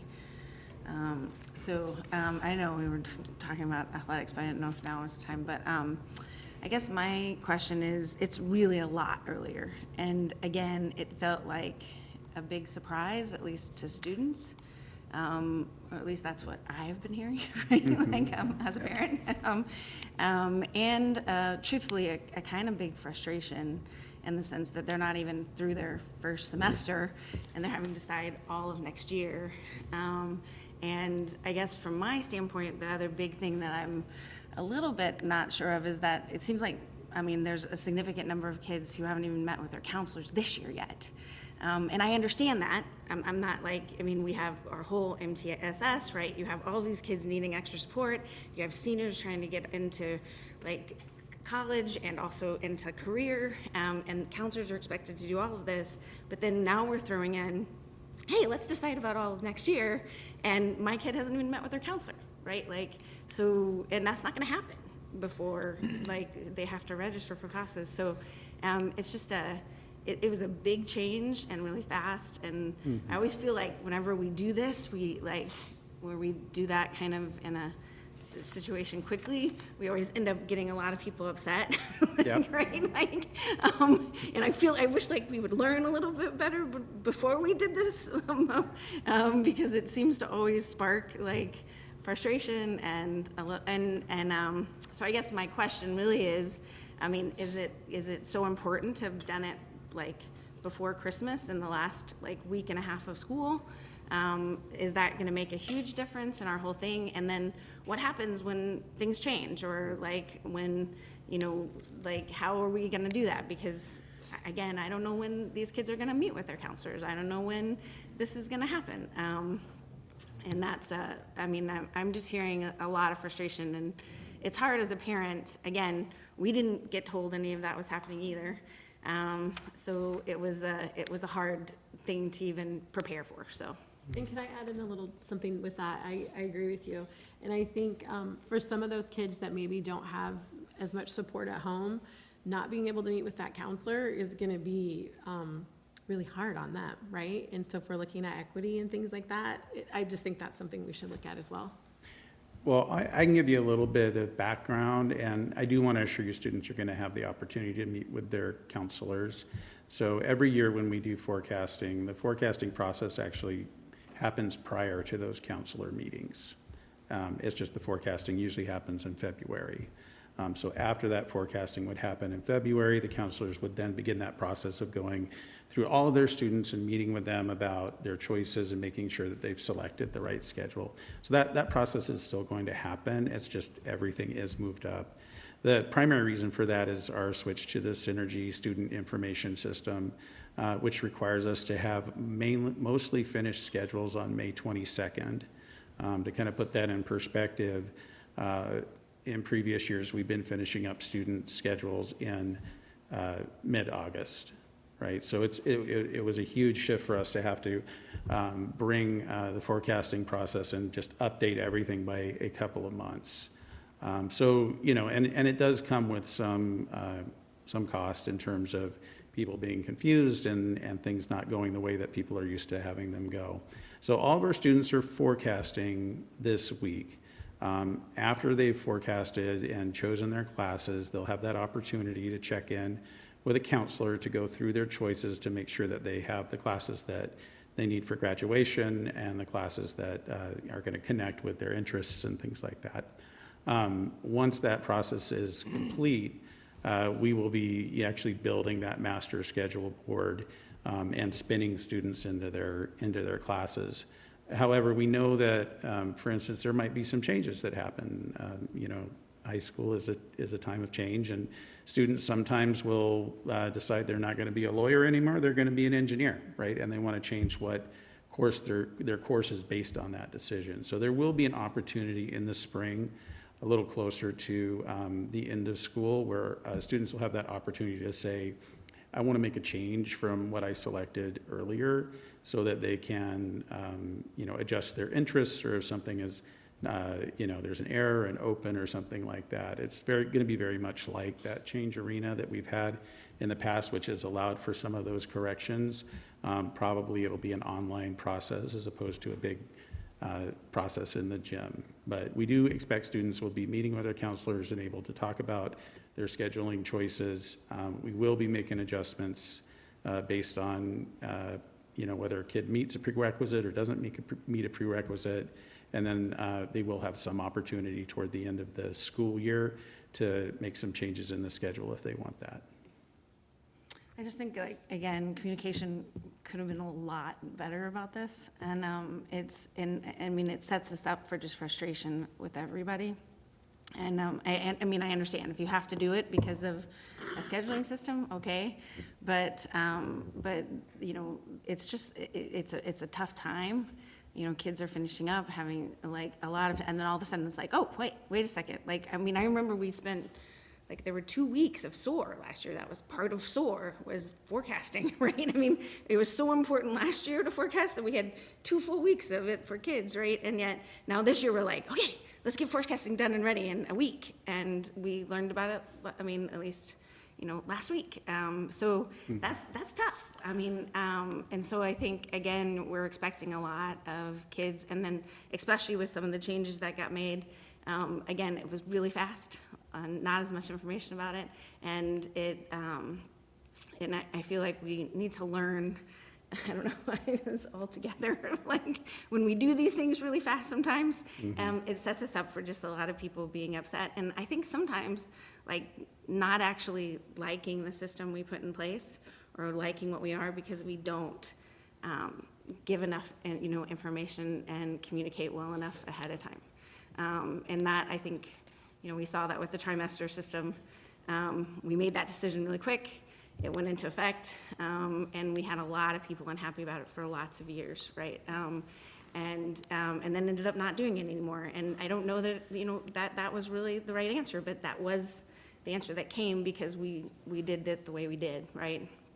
I think that's totally fair. To sort of get out ahead, we are going to be starting forecasting for 2027, 2028 in the spring. And so typically, under the old procedure, we would be asking for new course proposals from our teachers in September. This year, we're going to ask them for that in April and May, and then begin that process, the whole thing, a couple of months ahead, so that we aren't as rushed. But I think that's totally fair, and I understand. And so all of this is because of this new scheduling system, Synergy? Yeah, primarily, What about that makes this, or is that, I'm with you. And I don't know why this didn't, like, we have Parent Square, we spend a bunch of money on that, and I am the same thing. I'm sitting at the coffee shop or wherever and hearing about this, and I thought, oh, I just missed it because I don't have kids in school, but I'm hearing other parents unhappy, and I get the Parent Square things. I didn't see anything about it. It just, and I'm puzzled why it's worth it. Other than that, I guess our Synergy system says we have to. I probably can't speak to the Synergy system in as much detail, but that it did put us on a timeline that we had to meet, and we know that when we do go through things quickly, we're not able to complete the process in the way necessary that we would always want to complete it. Yeah, and I'll just speak briefly. So, and we'll come back and we'll do a report on what Synergy is, which is going to be our student information system that we're going to use next year. And the reason we're making that switch is because we feel like the current system that we have is outdated and not supported to the level of Synergy. And if you take a look at statewide, I want to say it's like in the 90th percentile that Synergy is used by school districts in the state, which tells you something, I think. And so we are making that change. Yes, Synergy, in order to be able to do this work, there's a lot of work that goes on with our tech department, because our tech department supports all of our efforts when it comes to like master scheduling, both at the high school and the middle schools, and even the elementary schools. And so there's a lot of coordination with that. With that said, there was also, synergy aside, student information system aside, there was also a desire to move things up in order to be able to, like Jim shared earlier, do away with the 1 day of, what's it called again? Change Arena. Change Arena, which we know doesn't, not everyone participates in that. There are many students who miss out, or at work, just don't have the ability to get there and find the classes that they want. And so we're looking to, regain that as an instructional day in the fall, and also find a way that we can be a little bit more equitable with having our students participate and be involved in, informing how they want their schedules to look. But I agree with all of you, we can and will do a better job moving forward as far as like communicating and just learning from this experience and doing a better job, so. I mean, and I'm all for updating our systems, and Yeah. I think Change Arena was pretty awful. I mean, like, as a parent, like, for my kids, so I'm totally okay with there not being Change Arena. And I totally understand the equity of it as well. I just I just think it's a lot to expect from these kids, and they were not, especially when they're trying to make these decisions for, like years and like really, because now, as you switch through, like a freshman not even finishing their first semester, trying to decide about next year, that's actually kind of tough. I mean, they don't even know what they're gonna do, how they're gonna do at the end of this, right? And so again, I think we're putting a lot of extra pressure, and we didn't communicate with the parents well enough to support these kids through it. And I, usually by the time we do that, they've at least met with their counselor once. So they might not have met about their schedule, but they've met with their counselor once. Like, my child hasn't met her counselor this year, right? So that's kind of again, when we're talking about supporting kids through things, and I've been through this 3 times, I'm good. I can help her, but not every parent can say that. And so I just really want us to, again, I like to learn from lessons we've had in the past, and it always frustrates me when it feels like we're doing the same thing again, so, anyway. I could speak to the freshman piece. My daughter's a freshman here, and she forecasted for here in late spring. But while we were still living in Portland, she forecasted now for what would have been her high school. So I think there's a change in this community. It's a big change to it's like totally different than what we've done. I know in my home he was like, oh yeah, it's forecasting time, December. Got to get it done by January, no problem. Because that's just the way it's been done in the bigger districts, right? Because they have to get through those national schools. They crank through them.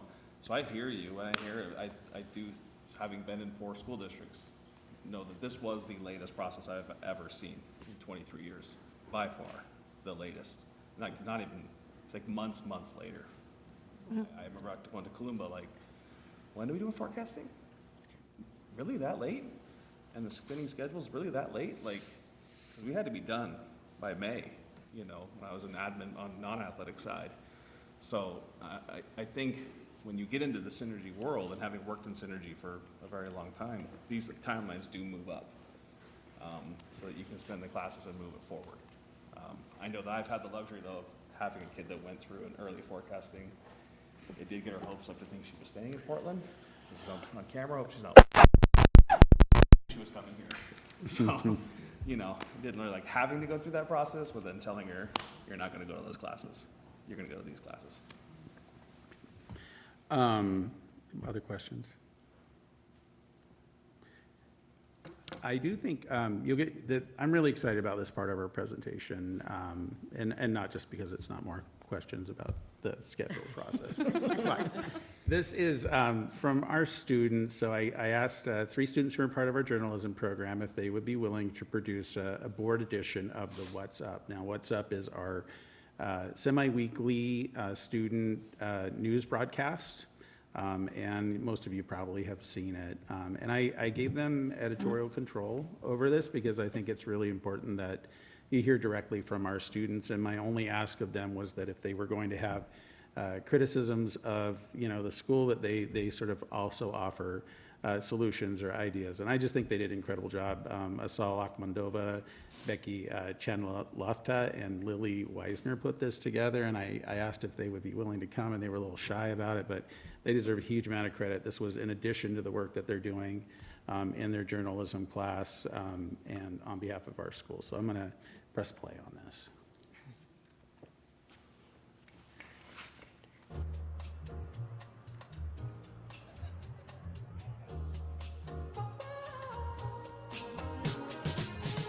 My name is Ellie Giordano. I'm a sophomore. I'm Arlie Sparling, and I'm also a sophomore. Hello, my name is Ro McKenna. I am a senior.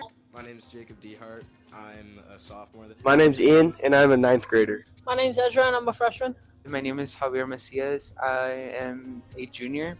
My name is Francisco Solberg. I'm a senior. My name is Julian Corinne. I'm also a senior. My name is Martina. I'm 16 years old. I'm an exchange student from Chile. I am the president and founder of Gorge Youth Movement, an officer of It's On Us. I'm vice president of Girl Up Club. I'm in the Health Media Club. I'm part of the Speech and Debate Club. I'm president of the GSA. Win time is like the best thing ever, and I feel like it's overlooked by a bunch of people, like, oh, it's just 30 minutes, or like, oh, let's skip win time. But I think, especially with sports, it's really helpful to like make up a lab. I think the win time is still doing a great job. Oh yeah, I love win. Yeah. Win time helps me. It's way better than middle school, because middle school I didn't have a chance to catch up on homework, but since now win time's a thing, it's way better. I really like win time. Provides a good space for clubs. Personally, like pretty much every day of the week, I have to go to a club, so I don't get that much schoolwork done, but I think that's a good time for those extracurriculars and getting students to form connections. And then when I do get the chance to do schoolwork during that time, I appreciate it. Yeah, win time actually is a lot of help because it gives me time to like work on stuff that I need to do, so I don't have to do it at home. Yeah, I have time at school to do it. Liked the advisory games. I think they were like fun and like a break, kind of like, and like get your spirits high on a Monday morning. I would say I like some of the advisory games, but I think as a senior, I don't have a lot of time, so sometimes they do feel a little bit like a waste of time or a little repetitive. So maybe making them like short and sweet and to the point. I feel like sometimes, especially last year, we didn't really do anything in advisory. Like you just go and like sit and do your win time thing. And now there's like actually stuff to do, which is more interesting. I think the advisory games, it is kind of helping because the food, it really is tempting for a lot of students. So This year, like our school is trying the advisory groups, right? I myself am an advisory leader. I don't think it's a good solution to fix our problem about people either wandering too much or being late. The check-in and out for hall pass, I think it's all right. I mean, I don't really think there's a point to it. I think teachers should have more trust, but I use it responsibly. I just feel like it doesn't really help, and like if you need to go to the bathroom like multiple times a day, it just makes you have like a bad record. This is saying like, oh, if you need to go to the bathroom, wait until passing period, right? Like, that's uncomfortable, right? If you need to go to the bathroom, you should just be able to go to the bathroom. The checking in and checking out from the iPad, I think it's a good way to figure out how many students you have in your class in the case of an accident or something that requires exiting the class, and see how many people are missing. But I don't think it's quite necessary, but it's fun. I think the hall pass thing's going really well actually, because there's like not nearly as many people skipping it this year. I haven't really had the need to use it at all. Like taking the actual pass in the hall works well, but checking out is a little annoying. And I think a lot of people also like don't remember to do it. So I think it's not like actually getting the how many people are actually like leaving. Teachers here have been treating me just like another student, which is really grateful. Like I didn't want for teachers like to treat me like I'm a crystal ball about to break. So yeah, they have given me the same assignments, though there's some things that I don't understand, some systems that are like quite different from my country, but everything's been fun and all the assignments are really fun. The teachers are really nice. The transition from middle school to high school has been good because the people here are way better than the middle school, and the teachers also just make school way more fun. Teachers are just helping me way more, and I'm learning a bunch more than last year. Freshman year, I wasn't really like prepared for like a lot of the classes, just because they're so different. Like chemistry was like is so different from like the other science class I took, and so I think like sometimes the homework load in like the like freshman classes is like not similar, or like it's like a lot different from the newer classes that I have this year. I think in recent years there's been like a move to make it harder for underclassmen to take AP classes, and I understand there's like a transition from middle school, but applying to rigorous colleges, it's really important you have all those APs and you just don't have time. So I think it would be nice to give like sophomores especially the opportunity to take more AP classes. I have opinions around our lunch and breakfast systems. We also do have a problem with cutting in the lunch lines, and sometimes we do have to wait a long time to get our lunch, and so we don't even have that much time to eat. The breakfast situation, I do think having like a second breakfast, I think that's really important, because sometimes kids will be a little bit late and they won't be able to get breakfast in the morning, and so having that like second breakfast is it saved me a lot of times when I haven't gotten a chance to eat in the morning. Yeah, and the fact that it's free too is really good, because I know there's a lot of kids who probably wouldn't qualify for a free or reduced meal plan, but can still get food anyway, because they just didn't pack enough in the morning or they're rushing. So it's really good to have the option of getting free lunch or free breakfast in school. I feel like we have good fresh fruit options, good salad options, a lot of fresh produce at least. Sometimes I'll look down on my plate and then it's all just beige food. I think it would be a really good idea of just build your own lunch. If you want salad, pick what you want in your salad, because I've been seeing a lot of people that they want only some things of for example the enchiladas. They only want the rice only, maybe, or just enchilada, and they throw the rest of the food. So that's not a good point and not a good thing. I really love the athletics at HRV. I think we have a pretty great community that shows up and supports students. I think sometimes it's hard to get equal support for all the clubs, and I know the school can't necessarily do a lot of stuff with that, but I play lacrosse and our stands are empty pretty much all the time, and that is a little sad when we're working hard. I know sports like water polo, it's hard to get people to show up. So just making sure that we show love for all of our sports and spread the word about all of our sports would be great. The wrestling team's a really good team. They have a great community. I think the sports community in River is very vibrant and very active. And then when it comes to track and field, we're such a big team, but we have so many different coaches and so many different people that really forms a lot of friendships with people that you didn't think you would have normally met. I had a fall sport and it was football, and the team, we did pretty good this year. We only lost 2 games, and one of them was a home playoff game. And I built a really strong connection with the players and the coaches, and shout out to Mr. Sperry and Mr. Dial. I just love them. Since we were gone for a little bit, since the games were away, one big help was, again, win time. When I was gone, the teachers were really flexible about me missing maybe a day of that class, but they let me make up one more day, so I didn't get points marked off or anything. In terms of the homework load and juggling it with sports, you just have to be on top of it. I honestly wish the soccer season went longer. Yeah, same. It's definitely a lot with sports. A lot of time I do it on the bus or after soccer practice really late. But I think having study halls an option, especially for as you get older. I feel freshman year I didn't really need it, a study hall, and so this year I'm really glad I have one, because I can do a lot of stuff. When I did club skiing, if it's not a school sport, it's a little harder. Sometimes with the teachers, you'll have to make it up in different ways. I feel that this school is really safe in general. I think this is it really has a really good security system. You can't enter the school unless you have the pass that only teachers have them. Okay, so I think this is an attention that the school board has gotten a lot of feedback about, and it's the non-gendered restrooms at our high school.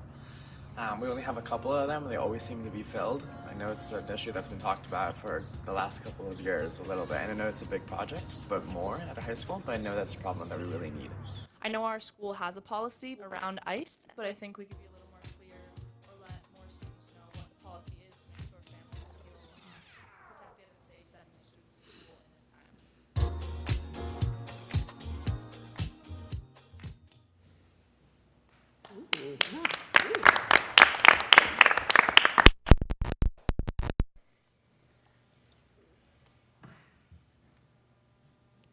Trying to get- all right.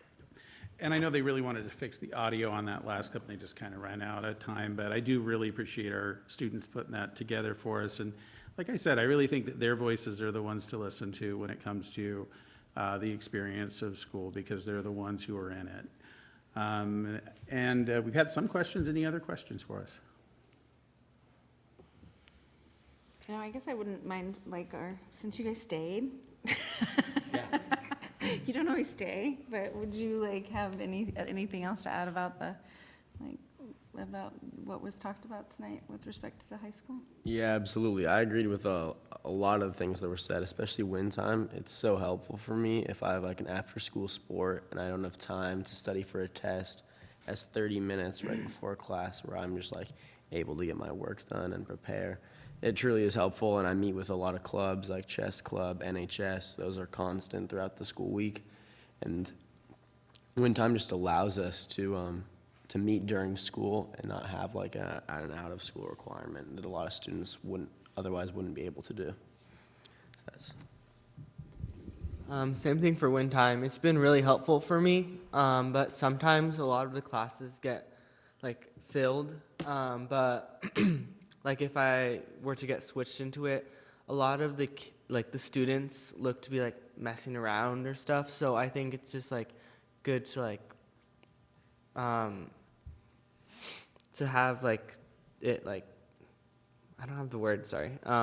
To have it like strictly for people who like need to study and like need that silence. Like I scheduled into the library a couple weeks ago and it was super loud in there. I couldn't really get anything done. So I think it's just good to like have those strict rules where like this place is for studying and getting help, because I've just seen a lot of students not getting a bunch of work done, and I think that's pretty important.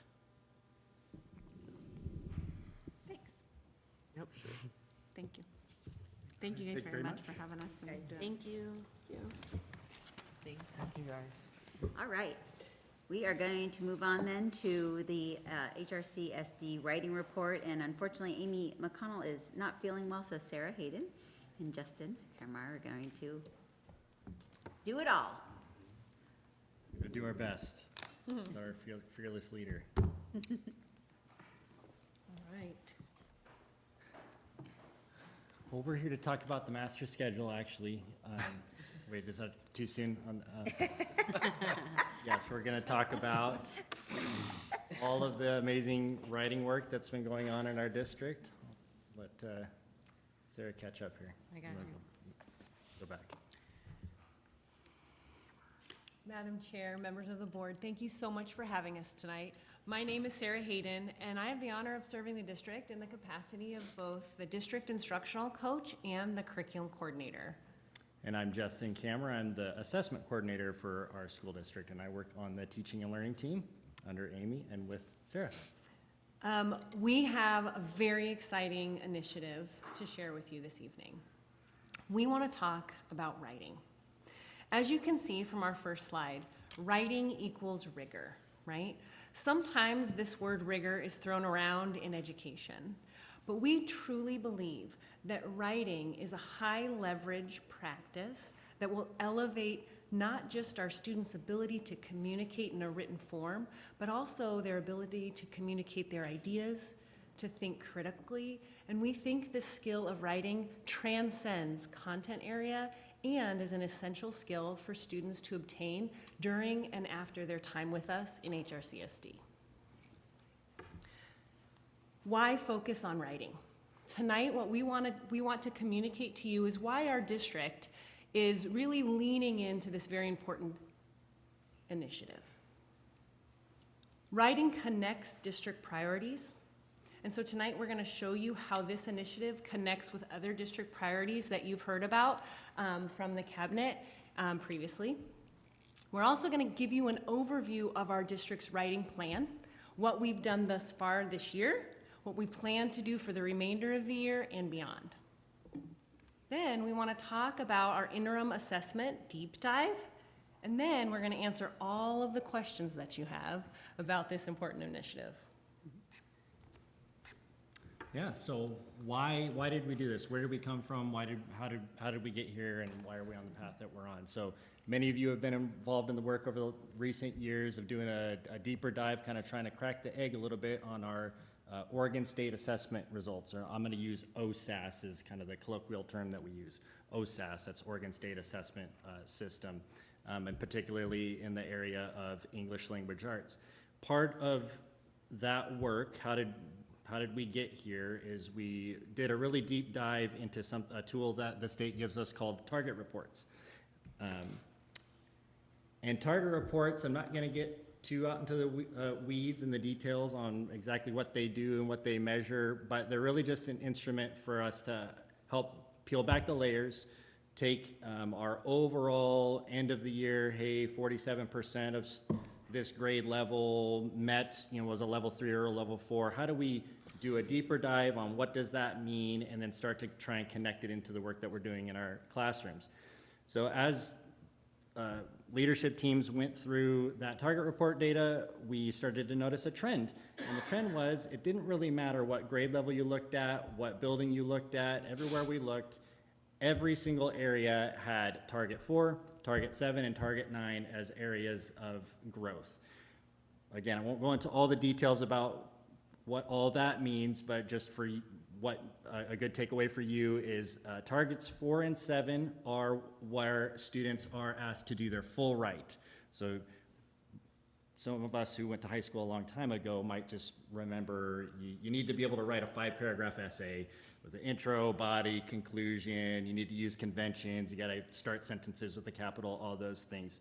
So it's a similar idea. Every student in the grades 3 through 8 and 11 are asked at the end of the year on the summative assessment to do that.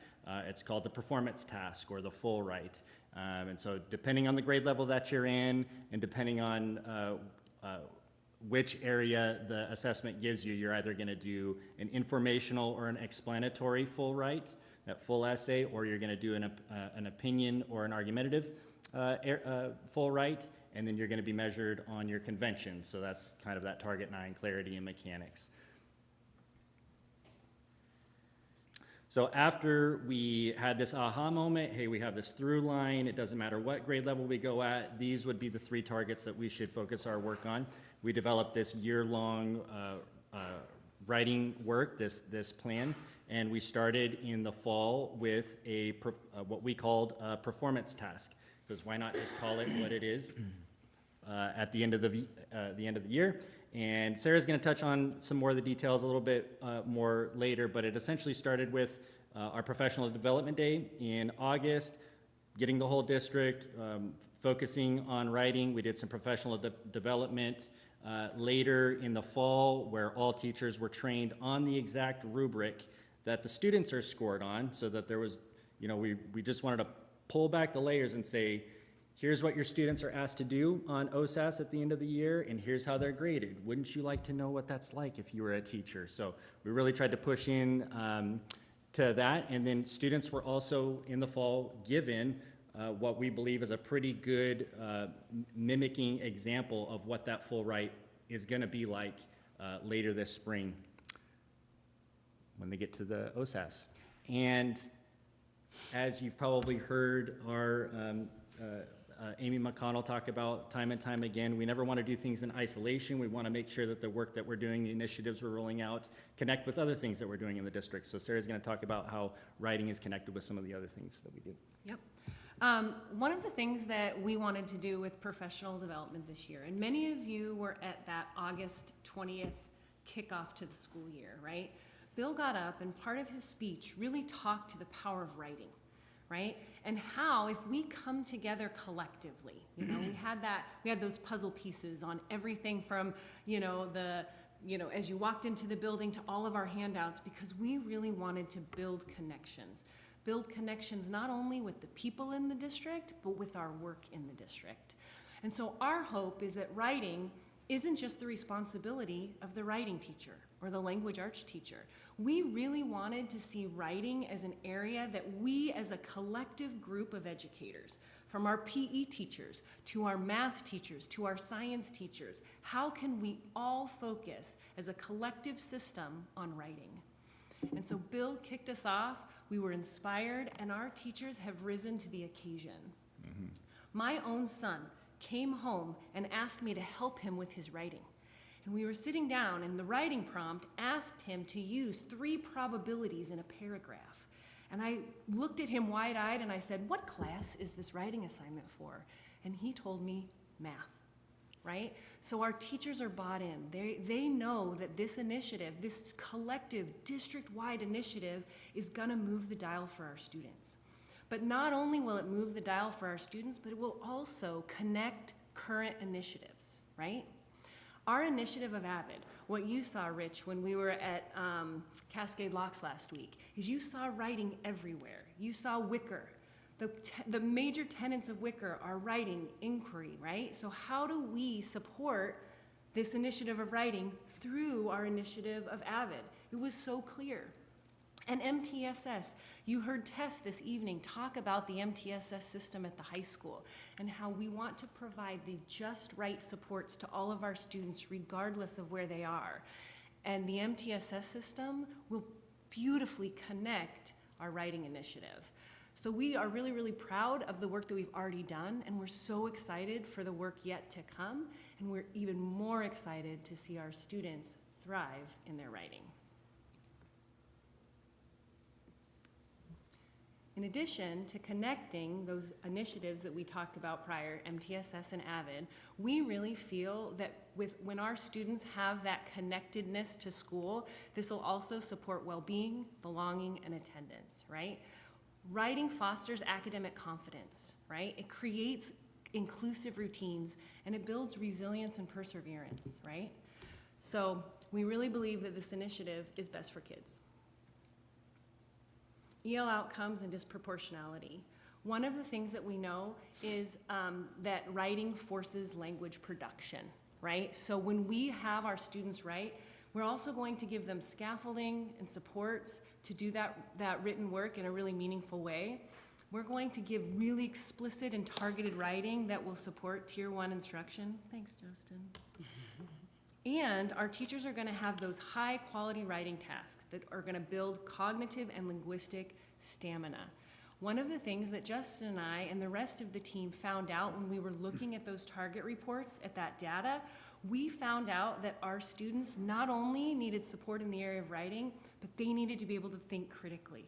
And that performance task that Justin spoke to on that OSAS, on that summative assessment, asks students to cite or their arguments, think critically, right? Frame what they believe and to tell us why it's important to believe that way, right?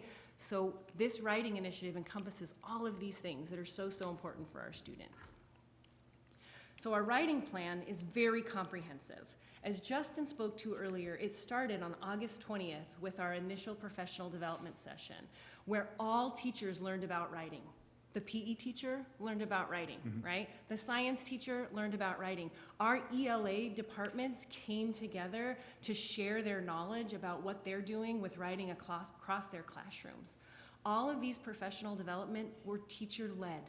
It wasn't led by myself, it wasn't led by an administrator, it was led by teachers for teachers. And that's where the power was, right? We know that the teachers in our district are amazing, and when we harness their expertise and spread it across our district, magic happens, people. Magic happens. And that's what happened in August. And guess what?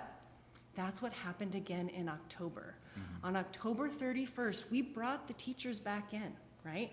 And it's not, hey, let's do this, and then let's do this, hey, let's do this. This year is completely focused on one single strong initiative, and that is writing. So in October, our teachers came back again to continue the work, right? We also brought them together and taught them how to collectively grade the fall performance task that we administered for the first time in our district, right? All the way from 3rd grade to 11th grade. And the work is going to continue. The work is going to continue with the winter writing task that Justin will speak to in a second, as well as more collaborative opportunities for our teachers to learn alongside each other. And then finally, when that OSAS assessment comes around this next year, our students are gonna be well prepared and they are gonna rock it. Just wait, we're gonna come back and we're gonna show you the data and you're gonna be so impressed. Don't set me up for failure. You got, no, Justin, there's no failure. Nope, here we go. I already talked You about just this. talked on that. Yep. Okay, so I'm sure you're curious, how did it go? What did the data say? So I'm gonna touch on that here in just a second. I've got a chart to show you. Just for your knowledge, how are students measured? Like, what are the categories? Okay, you've got this big, long, maybe 2 or 3 page essay. How do we give the score? So this is how the state does it. So this is exactly how it works on the state assessment. So the students get a score in purpose and organization, then they get a score in the trait of evidence and elaboration, and then they get a score in conventions. And so I'm gonna guess you might wanna, some of you might wanna cycle back to this slide. I wanna just go through it real quick and then we can come back and answer some questions if you'd like.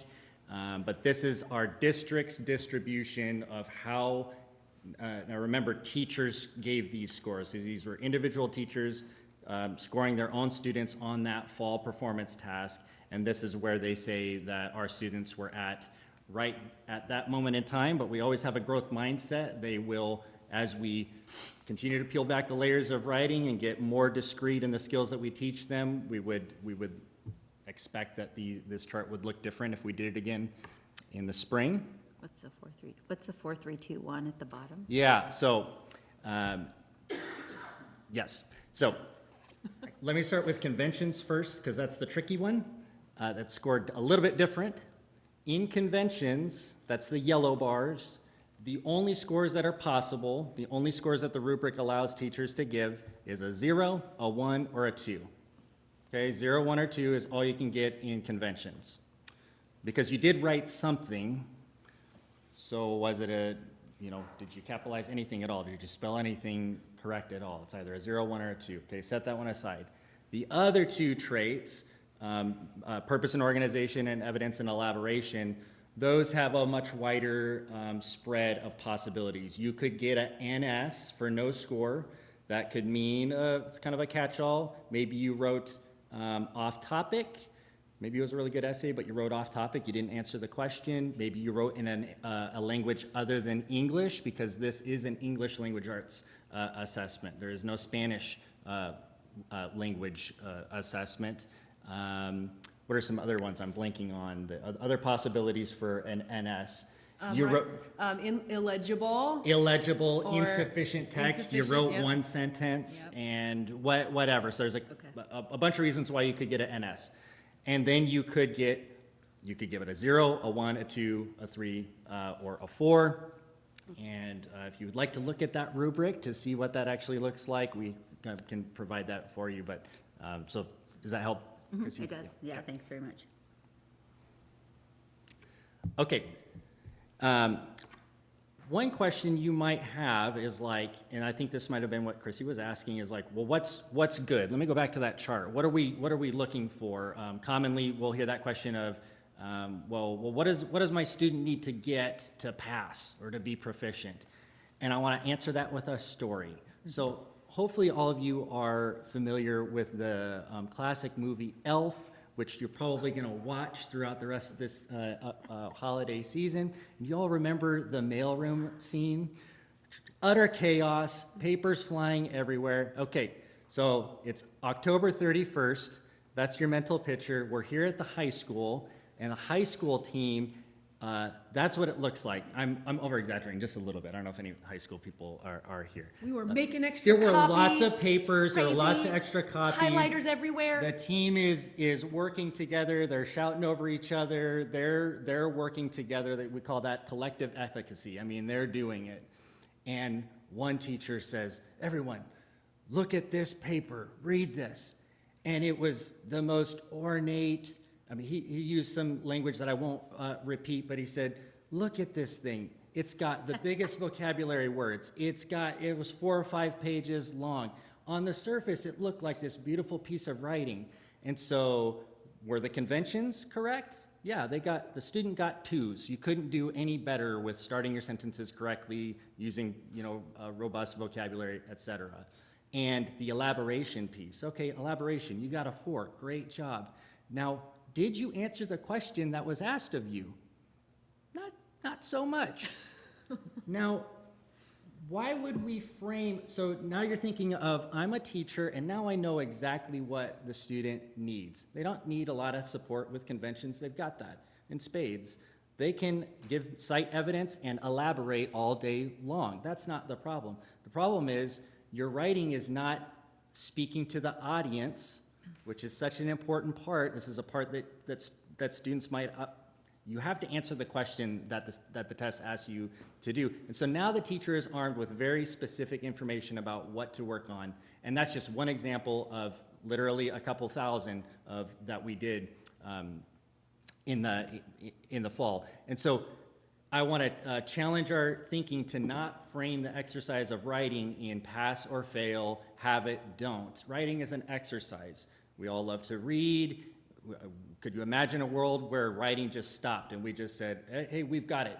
The human race has mastered writing. No, there's so much more beauty to the exercise. Even the most expert writers continue to improve in writing. And so we want to frame it in a growth mindset that there's always something to improve on. So don't think of it in pass or fail. That's my plea there. Okay, what are we going to do next? There's something called the interim assessments that the state provides to us for free. All educators have access to it. And the big takeaway for you is it is basically an exact replica of what the state assessment is. Students log in the same way, they use the same app. Teachers set up test sessions the same way that they do for the state assessment. The accessibility supports are identical, so everything about it is the same. It's just that the stakes are what we make of them. We're not going to be held accountable to the performance on this. We're just preparing our school system for it. So hopefully you're thinking what we're thinking. You're thinking, okay, if we do this, we're going to increase exposure to the platform for teachers and students. We're going to be able to monitor student progress before the end of the year, summative tests, so it's not a surprise. We're going to be able to support instructional designs by giving teachers insight into which skills need reteaching or enrichment. That was the mailroom story for that teacher. We're going to ensure alignment, fidelity between classroom instruction and making sure that that's aligned to what the state's asking our students to show us on this assessment. And we're promoting consistency across schools in how we measure and respond to student learning. So that's what we're trying to do. This is why we think it's the best, most logical next step. And we actually are going to be held accountable for those interim assessments. Oh, you are. As the state. Yes, Senate Bill 141, wink, wink, wink, wink. I'm skipping through a couple of things there. There's just some more examples of what are some other things to know about the interim assessment. The one takeaway I would give you is we've been talking a lot about the full right. That's really what we're focusing on because that's what target 4 and 7 were, if you remember. But when students are exposed to that performance task, they're also asked to do some short answers, some brief writes. They are asked to do research and answer questions that are kind of trying to measure, can they do research? And I'm sure most of you would agree that students, anybody being able to view content and make judgments about whether that content is truthful or citing their sources, where did that come from? Explaining what it means, that is important, as important as it's ever been, but now more than ever with, the proliferation of AI and, just deep fakes and all that stuff that's out there. Students need to be able to do this, and this assessment helps us lead in that direction. So, okay. You guys, I joined a women's basketball league this year as a 44-year-old. Okay, Justin knows all about it. Yes. We weren't that good until we started practicing like it was a real game. Okay, we had to practice our plays in action, right? We had to practice 5-on-5, even though we only had 9 players, but that's a whole other story. We want our students to practice the writing task like the big game, right? So that's why we want students to have that exposure in a low stakes way to the OSAS interim assessment. It mimics exactly what that summative assessment, that OSAS final assessment task will be asking of them. But what we want to do is give them the skills and the practice, even in math class, and then give them those game time opportunities to practice in a low stakes way so that when they hit the floor, they don't embarrass themselves. And let me tell you, it worked out, okay? Okay. So that's the whole premise behind the winter writing guided task, right? We want students to practice game time action in a way that's low stakes and supportive, okay? All right, so our district writing plan, it's comprehensive, okay? It connects all of our district initiatives, remember? It's data-driven. Justin talked about those target reports, right? And it supports with what we hear from our staff about what they need as professionals, and it gives them the autonomy to support this work collectively together through targeted professional development, training, and collaboration. We can't wait to come back and tell you how it all works out. Because it's 8:45 and let's wrap this up. So do you have any questions about our district writing initiative or the plan thus far? About how long, I mean, I know we always want to be building on what we're doing, but how long do you see kind of this initial process? How long do you see the writing initiative being a focus? Just in like the Hood River real County? focus of, yeah. Yeah. Well, I think that with any really good initiative, we have to make sure that we're responsive to what our students are telling us. And if our students need us to focus longer on writing, we'll focus longer on writing. And if our students show us that they're responding to the instruction as is, if our teachers tell us that they have received enough professional development and support to continue the work, then we can think about other things. I think in January we'll know a lot more because the interim assessment component of Senate Bill 141 is going to dictate a lot of, there's only so much time to do what we need to do, and we're going to find out in about a month what we're required to do. So I think that'll be informative on that. And I We'd don't- love to keep doing it though. I mean, this is, we used to do this all the time. And it's the right work, and it's always gonna be the right work. I mean, I think really when you look at this, state assessments and this national assessments, your SBAC, whatever, right? Like, I mean, I think that was the big change, right? Is that we went to writing, even in math, they had to like read You do have to a write, full word problem and then write the answer in a word format versus the old, like when, I am old, but we just did multiple choice, right? Yeah. Like that was my Iowa State testing. I did got to Iowa go in too, and yeah. I got to Bubble guess half the sheets, time, yeah. right? I mean, like, that is not what the assessments are anymore, right? And I think that's, one reason why it's so difficult for, even in our math is worse than our writing, or our reading and writing, right? Well, if our kids can't write very well, how are they going to do a math question where they have to read and write the answer, right? Like, so, I've always like kind of felt like it was a big change, and not a lot of, without a lot of like change in what we're doing. And so I love that this is like our emphasis, because I think we have to at some point recognize that this is like what kids need to do well, not just on these tests, but actually in the world and in the future. And especially with AI, we don't want the kids to rely on that to write, right? And we want them to actually know how to write, and how to read well. So I love that you're doing this. I think it's great. My big question with this is that, and it's my frustration with the standardized tests that we use too, is that we have a dual language program, and we're not teaching them English language, not as much anyway, like very little and throughout the day compared to like you're looking at English language, like we're literally trying to do this across every class, but every class in our dual language program now is mostly Spanish, right? So, and then we have one ALA class for them. So how do we expect these kids to like still learn to write in this way and be assessed in the same way, I guess, than with this? Language acquisition takes time. And our dual language students are navigating 2 languages. And research shows that the trajectory of learning 2 languages to achieve an academic status within that language can take up to 7 years. 7 years of high quality instruction for our students to, but what we also know is that a strong L1, language one, your first language, supports and completely propels your second language. So we know that dual language instruction, if we continue with the trajectory of language development, it will not only support, but completely excel our learners as they continue through their educational trajectory. And so dual language is definitely supportive of writing in the long run. And I think that we offered in our own Hood River District Fall Assessment a Spanish option, so everything was in English and Spanish, and our students who are mostly learning language arts in Spanish were able to take the assessment and show what they know in the area of writing in Spanish, and it was graded in Spanish. We don't have that option yet, though, at the state level, and I So agree. you guys did do that. I guess that was my question, is because it was like when we looked at that graph, it just said kind of not scored.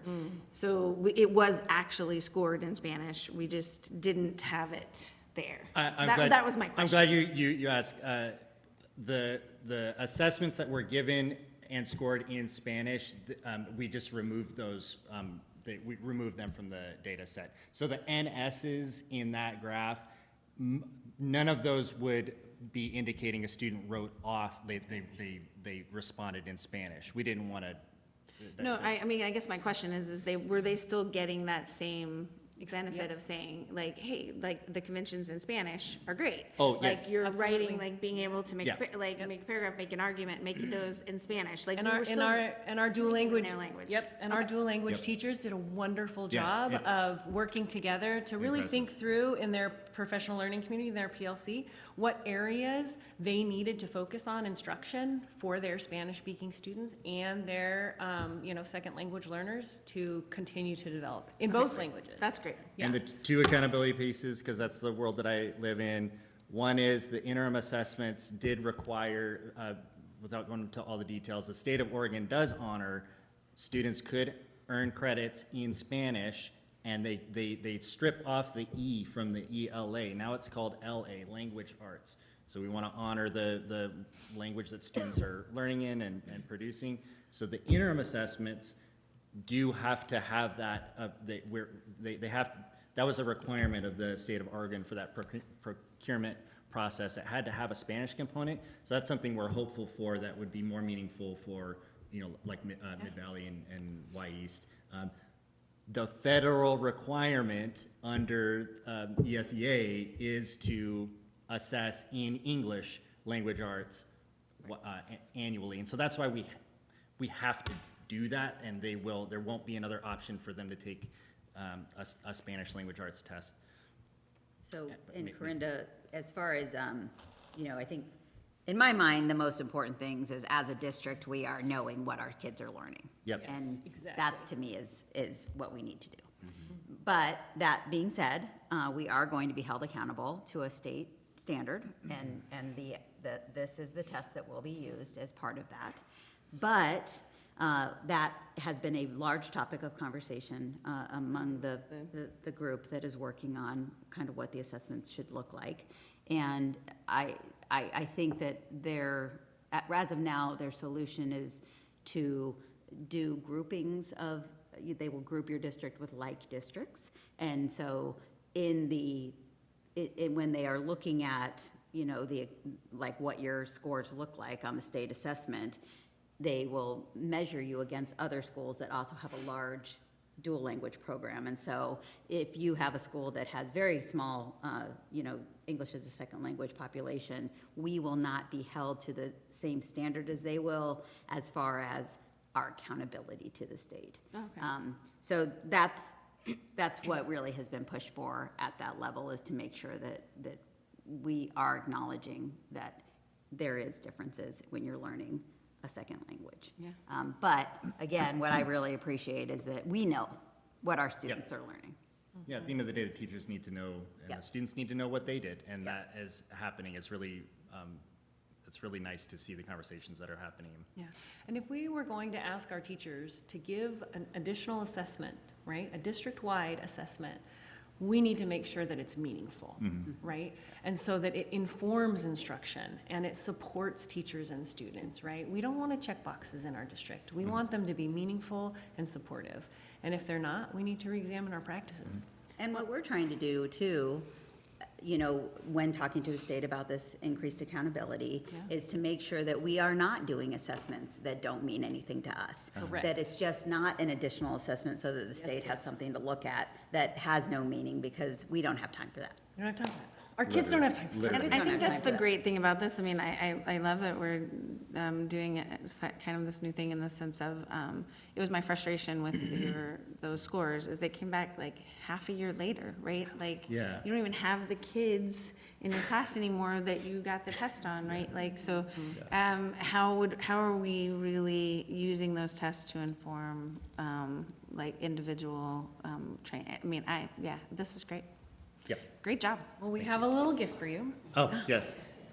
One of the things that we did with all of the students that took place. Did you bake it, Sarah? No, it's not a baked good, but maybe later. Hold on, we have them in English and Spanish too. Okay, don't get out. You have English? Are you gonna keep talking? You gotta tell them what we're passing out. Okay. So Justin's passing out right now, really quickly. Each of the students that took the assessment got one of these stickers that, you know, really kind of showed the appreciation for their hard work, and we want to share them with you. You can put it on your laptop if you want, or on your water bottle. There's a little spark inside of every child that says, I am a writer. We want to foster that. Right. Writing is communication, writing is And writing. as my husband pointed out, please don't put it on the stall of the bathroom. That's defacing. Mark laughed at that.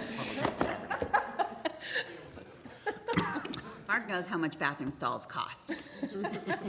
Thank you, friends. Are kids allowed to opt out? No. No. Not of ours. Not of ours. So we equate this assessment similar to what we use our benchmarking or screening assessments for, like DIBELS, for example, or STAR, or IXL. Or a unit exam Or a in a- unit in a- exam in your classroom. And So you're gonna write and you're gonna like it you're gonna love it. for the state. Practice, Just practice, like that. practice. No, Yeah. no, we definitely tried not to come at it from that angle. Okay, I won't proctor any of the exams, so. The best thing would be, is, like you said, if with our interim assessments, it would make kids feel comfortable that they wouldn't want to opt out of the state assessment, because it does hurt us when they do. Well, and we actually You feel had- prepared. Yeah, we had some teachers Yeah. tell us, you know, when I give that OSAS assessment, I can't help them. And I just feel like I'm like sending them off, and we, you know, but this way, they said, I get to practice it as we would have, right? And so when it comes to them and the kids are looking at the teacher like, hey, teacher, you normally help me with these things and now you're not. So it kind of is giving them that opportunity to practice it and give them feedback and support and so on. So we did receive that feedback from teachers. And I have to give a shout out to all of our PLC facilitators who stepped up at those professional developments. You know, we had our science teachers and our math teachers leading professional development in writing for their colleagues, and they did such a phenomenal job. And the feedback that we got from our teachers was, we love learning from our colleagues. So they did such a great job, and they really stepped up for us. So if you're out there listening, we appreciate you. Yes.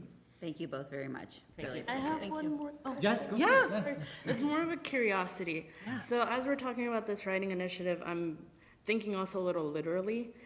How much and this might be different by grade, but is there a difference in outcome if they're practicing more with actually handwriting, like doing handwritten assignments versus typing, or is there no importance or significance to that?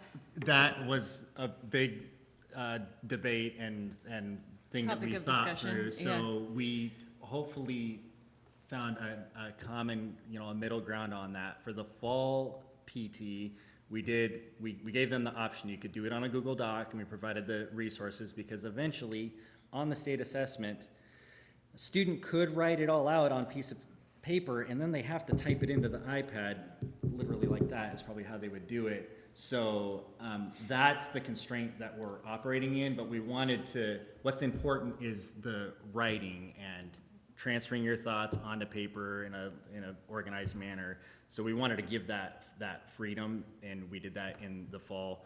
As to the research, I don't know what it's saying about whether, I would imagine that it's different now. My 5-year-old, my kindergartner, knows how to use it's freaky how much she knows how to use an iPad. It like scares me, and I'm like, I kind of want to rip it out of her. Yeah. But we do work on her handwriting and everything. We did leave that up to the discretion of the teacher, based on how they instruct writing, whether they wanted it handwritten or print or typed. The vast majority at the 3rd, 4th grade, 5th grade, it was all paper and pencil. But there is research to say that developmentally, for our younger grades, there's actually synapses in your brain that are formed when you are forming the letter with your hand, as well as thinking about it metacognitively in your mind. So there is research to say that like orthography is very, very developmentally appropriate and necessary for the encoding of reading and sounds. So I think you're right on there with thinking about that. But I think once we get up to those 3rd grade and beyond, the necessity of that developmentally has passed. You're so old, Jesse. Good job, Jesse. Thank you. Yeah, no You're problem. welcome. Thanks, you guys. Thank you. Thank you very much. Thank you. All right, great reports. We're going to move on to our action items. We're going to start with the academic planning guide and have Jim come back up.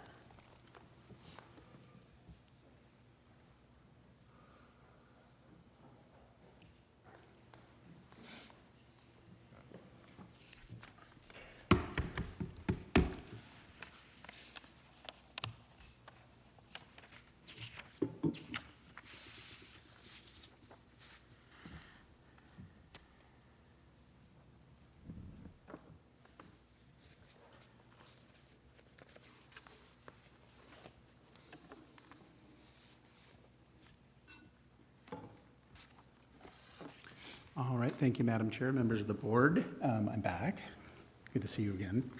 I want to talk about our academic planning guide, and our initial timeline for scheduling was bringing this to you about a month ago, but there was just no way we could finalize an academic planning time in that time range, and so we're coming to you now with this. But we have been able to do some things that I think are pretty exciting with some new offerings for students, and I'd like to go through those, and then, of course, we can talk a little bit about the English class as well. So I want to talk about some the new format of the academic planning guide. I'm not sure if you had an opportunity to take a look at it. Some notable updates, talk a little bit about SOAR, and then that embedded 9th grade honors option. So the goal here with our reformat was to take what was a 160-page PDF and make it a little bit more usable for our students and families. And so it is now a website with all the information in a searchable course catalog so that students are able to see what classes they're eligible to take and quickly sort of look through things. And I think it's a good start in that direction. There's some refinement over the course of the next couple of years that we can do to make it even more useful. But the goal was just to make it easy for kids to find the classes that they wanted to take. And then just in terms of focus, looking at like where we want to be, master scheduling, putting together a schedule for high school is all about trade-offs. And so you can have a certain degree of complexity and you can have a certain degree of simplicity, and you have to decide where you're going to place that complexity and where you're going to simplify in order to have a master schedule that is workable. And so one of the things we're looking at is how do we make a solid foundation for kids in their 9th and 10th year, and how do we increase options for specialization for our juniors and seniors. And we really want to look at expanding options for career and college pathways, professional certifications, and additional dual credit and AP opportunities for students that are really aligned with the interests and careers that they want to pursue. To that end, we've had some things that I'm very excited about. One is our CTE wheel or sampler course that I think is going to be a very good option for our 9th graders. In previous years, 9th graders would have to sign up for an entire year of woods or metals or engineering.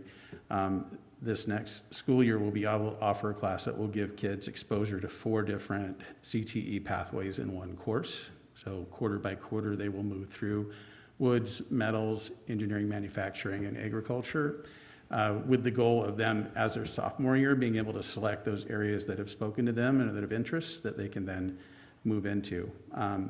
We're also looking at ways to expand enrollment in our performing arts, and so we've developed some entry point classes that are available to 9th graders and that are, we hope, low stakes ways to get involved in the arts. So a theater, games, and stage movement course that 9th graders can take, or other students as well, as a sort of entry into the theater that doesn't require getting up on stage in front of a lot of people. And similarly with vocal foundations, an opportunity to do some singing in a way that maybe feels less intimidating and more accessible to students.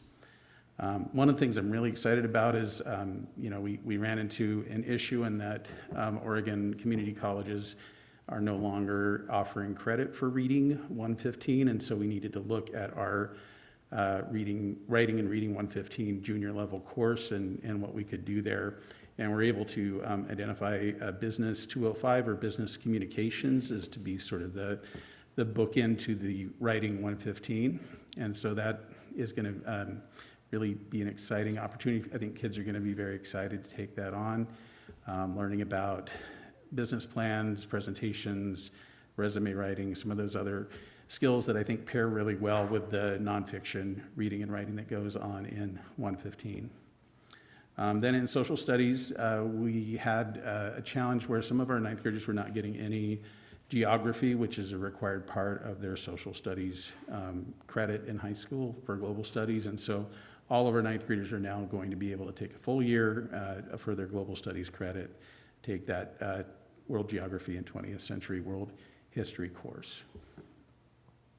Can I ask a quick question? Yeah. In the CTE sampler for 9th grade, if somebody's in, a sophomore or junior and they want to take that, can they also step into it, or is it strictly just for 9th graders?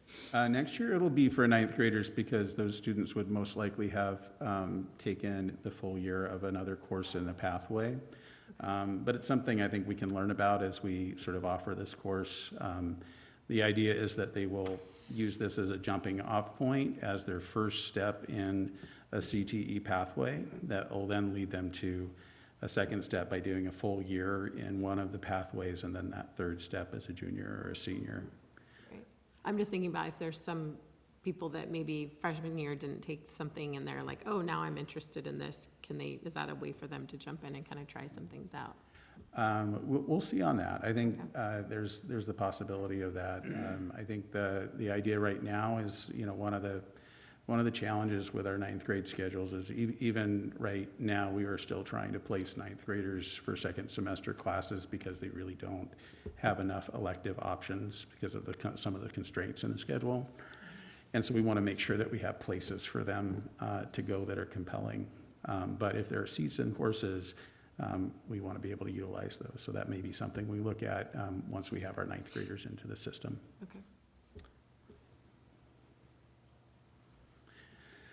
Okay, the other portion of this is I think you've heard a lot about higher education and career pathways and personal finance. Those are 2 new required courses for our graduating juniors. And they've finding ways to work those into our systems has been a challenge. This year, all 11th graders are taking personal finance and some 10th graders are taking personal finance. And the goal is to, over the next 3 years, back that course into sophomore year because our juniors already have a lot going on. And similarly with higher education and career pathways, next year seniors are going to be required to have that class to graduate, but we do want to eventually move that to being a junior year course. The course standards match up a little bit better with some of the junior year work that students are doing around identifying their next steps. And we're going to offer that in a variety of ways. Students who are taking AVID 11 will be able to embed those course standards into their AVID 11 experience. We are going to offer it as a standalone class for our seniors. We're going to look at offering it as a opportunity for something students who are motivated can take as a period 9 asynchronous class as a way to give more options for pursuing that credit. And then with SOAR, Can I go back to that? That was for just the seniors that have that option, or is that gonna be continued option? to take it on as a asynchronous online Asynchronous, course. yeah. I see it as a continued option, because our students already have a lot of courses they want to take. I think McKenna spoke in the video to trying to squeeze in all of those AP courses in high school, and how do we give kids the room in their schedule to do that. If we can find ways for some of these required courses, for those kids who are motivated to access them asynchronously without taking one of those, precious 8 periods that they have, I think that's a good thing. Yeah, that's great. For SOAR, I know I've been getting some questions about what SOAR is going to look like next year, and the answer is we haven't decided yet. We want to take the opportunity after break to survey our students and families who've been involved in SOAR and get some feedback from them on the course. But there's sort of 3 different ways it could possibly go. One would be to continue it as a class that's required for all of our 9th graders like we did this year. Another would be to revisit the idea of using it as a Tier 2 intervention course, which was what, when I taught it, that was what it was, for kids who we knew were going to need some extra support in 9th grade. And then another option is to look at using some of our win time and our 9th grade advisory structure to teach those organizational skills and academic skills that we think kids need to get as 9th graders in a more flexible way, so that they could, that support could be titrated over time. The students who continue to need more support would continue to receive it, and others would be able to move into, choosing more of their own win times. So those are the 3 options. I do want to kind of hear from students and families, and then we will make that decision prior to when our 8th graders forecast in February.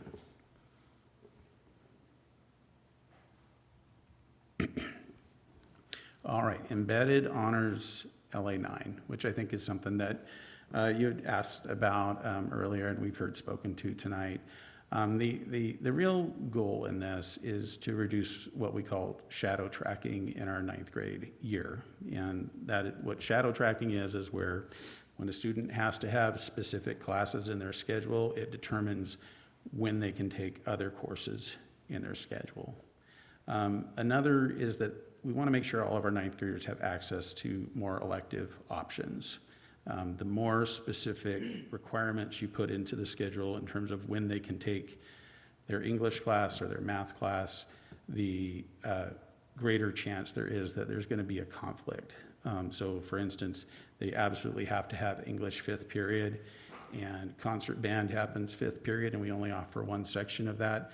That student has to make a choice between being in honors English and taking concert band, and we've had that happen over the years in the schedule in various ways. We also want to maintain an honors option for students that is going to give them the access to that more rigorous opportunity for learning that they're receiving now. We want to align this with what our middle school English language arts classes are doing, which are not leveled. And then we want to make sure that all of our students are being prepared to access their dual credit courses as juniors and seniors. So I know you're gonna go through some of this, but can we, Yeah. I mean, because I gotta say, I read through all the slides and I looked at the data you have, but from a standpoint of a board, hearing this again, now we've heard it in elementary school, we're not gonna differentiate. In middle school, we're not gonna differentiate. And now we're gonna also go to high school, and now we're focusing on not differentiating. And I guess my problem with it is that I'm looking at this data, and this is the same data that we had, that was what they presented when we talked about this in middle school, and not having, your basically your honors level English in middle school. So it was sort of the same information being presented each time, and it was supposed to reduce the shadow tracking and make these more equitable, and also allow still for honors. And we're not seeing that. We're not seeing the improvement in it. Even though we've done this now in elementary for, I guess 6-7 years, and middle school for the last 4 or 5 years, like we're still seeing this like same discrepancy like with it. And I guess that's my issue, is that if what we are doing is not actually moving the dial and making it better, why do we think that doing it in high school is going to make any more difference than it has in elementary and middle school? We aren't improving our gap. We're not seeing more, kids cross. We're not doing that. So if that's what we're saying, that this is the major, and I know you said some other things with respect to schedule, and I get that, but I also see that like we have other tracking that we are doing. I mean, we have a whole AVID one that they're in, right? I mean, we are tracking a whole level of kids. And I'm not saying we should not do that. I think our AVID program is amazing, right? But those kids have specific times they have to be in their classes, right? Which means they can't take other classes. So it's sort of a similar thing to me in the sense of, if we're saying that this is the best way to get them like differentiated and very good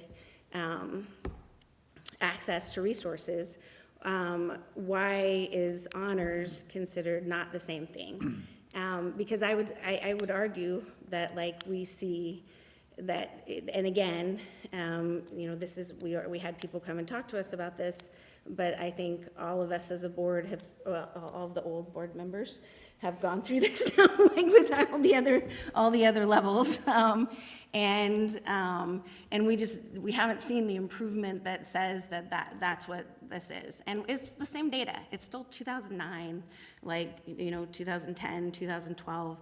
Like, you're looking at the same data to say the same thing, and yet when we accessed that and did it, it didn't make a change. So why is this gonna make a change, is my first question. And then my second question is, I think when my second observation is when we're saying we're embedding honors, again, that has been from elementary school on, that we embedded tag, we embedded honors, we embedded those things. And again, it hasn't made a difference, right? Like, those same kids are not they're not doing the honors. The kids that we want to see do the honors that aren't doing it already, they don't seem to still be doing it in middle school. Like, we're not seeing those kids step into high school and ready for that honors option, right? And again, my third thing is that one of your slides was the biggest difference between Y East and Hood River Middle. But again, Y East is our dual language school. So we are expecting them to not necessarily be at the same place. And I totally get the need for an honors option within your standard ELA class. My frustration is why do we have to take the other honors away from kids who are ready for it and want to be challenged? Because I would say, if you talk to any English language teacher across this whole district who've tried to do this and differentiate within a classroom of 30 kids, it is really hard. And taking a small portion of kids and asking them to read Romeo and Juliet and Shakespeare on their own as a 9th grader is going to be really hard. They are not going to do the same level of work. I don't even know how you would expect it. And so that's my frustration with seeing it, is that I don't see that it's worked. And if you can show me where it's worked, that would be awesome. But we're not seeing it in data. And then two, I just think we are already doing lots of other things that don't make sense for this to work. So. And we're hearing from staff saying they don't see that it's gonna work, that it's gonna be really challenging. So I guess. And a lot of staff who are already really challenged. Yeah. I mean, if you listen, I mean, yes, they're doing it at the middle school, but I mean, I'm hearing from English language teachers at middle school, differentiating when you have a student who is at 100 and a student who's at 1,500 in middle school, it's impossible. They're teaching to this, they're trying to help as many kids as they can, and the kids who are at that, they're being offered extra stuff, but they're not being guided in it, they're not being helped through it, they can't, they don't have enough time. And I think we have to be realistic about that. And I guess my other thing is that how much of this did we really talk to the teachers about ahead of time? Because it's in our academic planning guide. I mean, if we approve this today, we're approving it, right? And again, we're not communicating ahead of time enough, and we're just adding frustration for parents and teachers, and like this whole new system that we're launching really fast. And we're saying, well, we can wait on SOAR and make that decision later, but we're gonna make this decision for English language arts right away and put it in the academic planning guide. So, I mean, I guess, you know, have we talked to teachers? Have we talked to parents? Have we talked to students? Have we talked to them in all different areas and talked about this, and how many would actually like pick a thing? Because we've already, 5 years ago, 7 years ago, I can't even remember how long ago, we stopped all requirements to get into Honors LA as freshmen, right? And that was already supposed to make it easier for any kid who wanted to take Honors ELA to jump into it as a freshman. And again, that hasn't happened, is what you're saying. Like, that these kids still aren't picking that option. So how are they gonna pick that option all of a sudden magically in an ELA class where they have 30 other kids? And where the teachers are trying to teach across the spectrum and offering that? So that was a lot of questions, I'm sorry. Yeah, I'm hearing some concerns.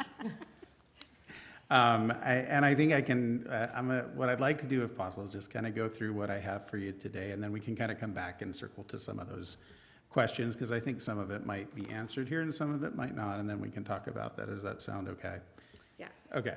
But I do want to just define what I mean by shadow tracking briefly, which is just that when you have kids navigate through their options as a schedule, what classes they are required to be in, cast a shadow on what other classes they can be in. And so right now we offer 4 sections of honors ELA and 7 sections of mainstream ELA. When you get down to the numbers, it's a fairly even mix of students who take one or the other.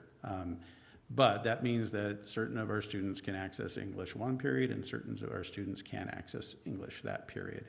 And all of them are required to access English. So when you have students who are wanting to be and choosing to be an honors English course, there's 4 times out of the 8 periods that they have that option.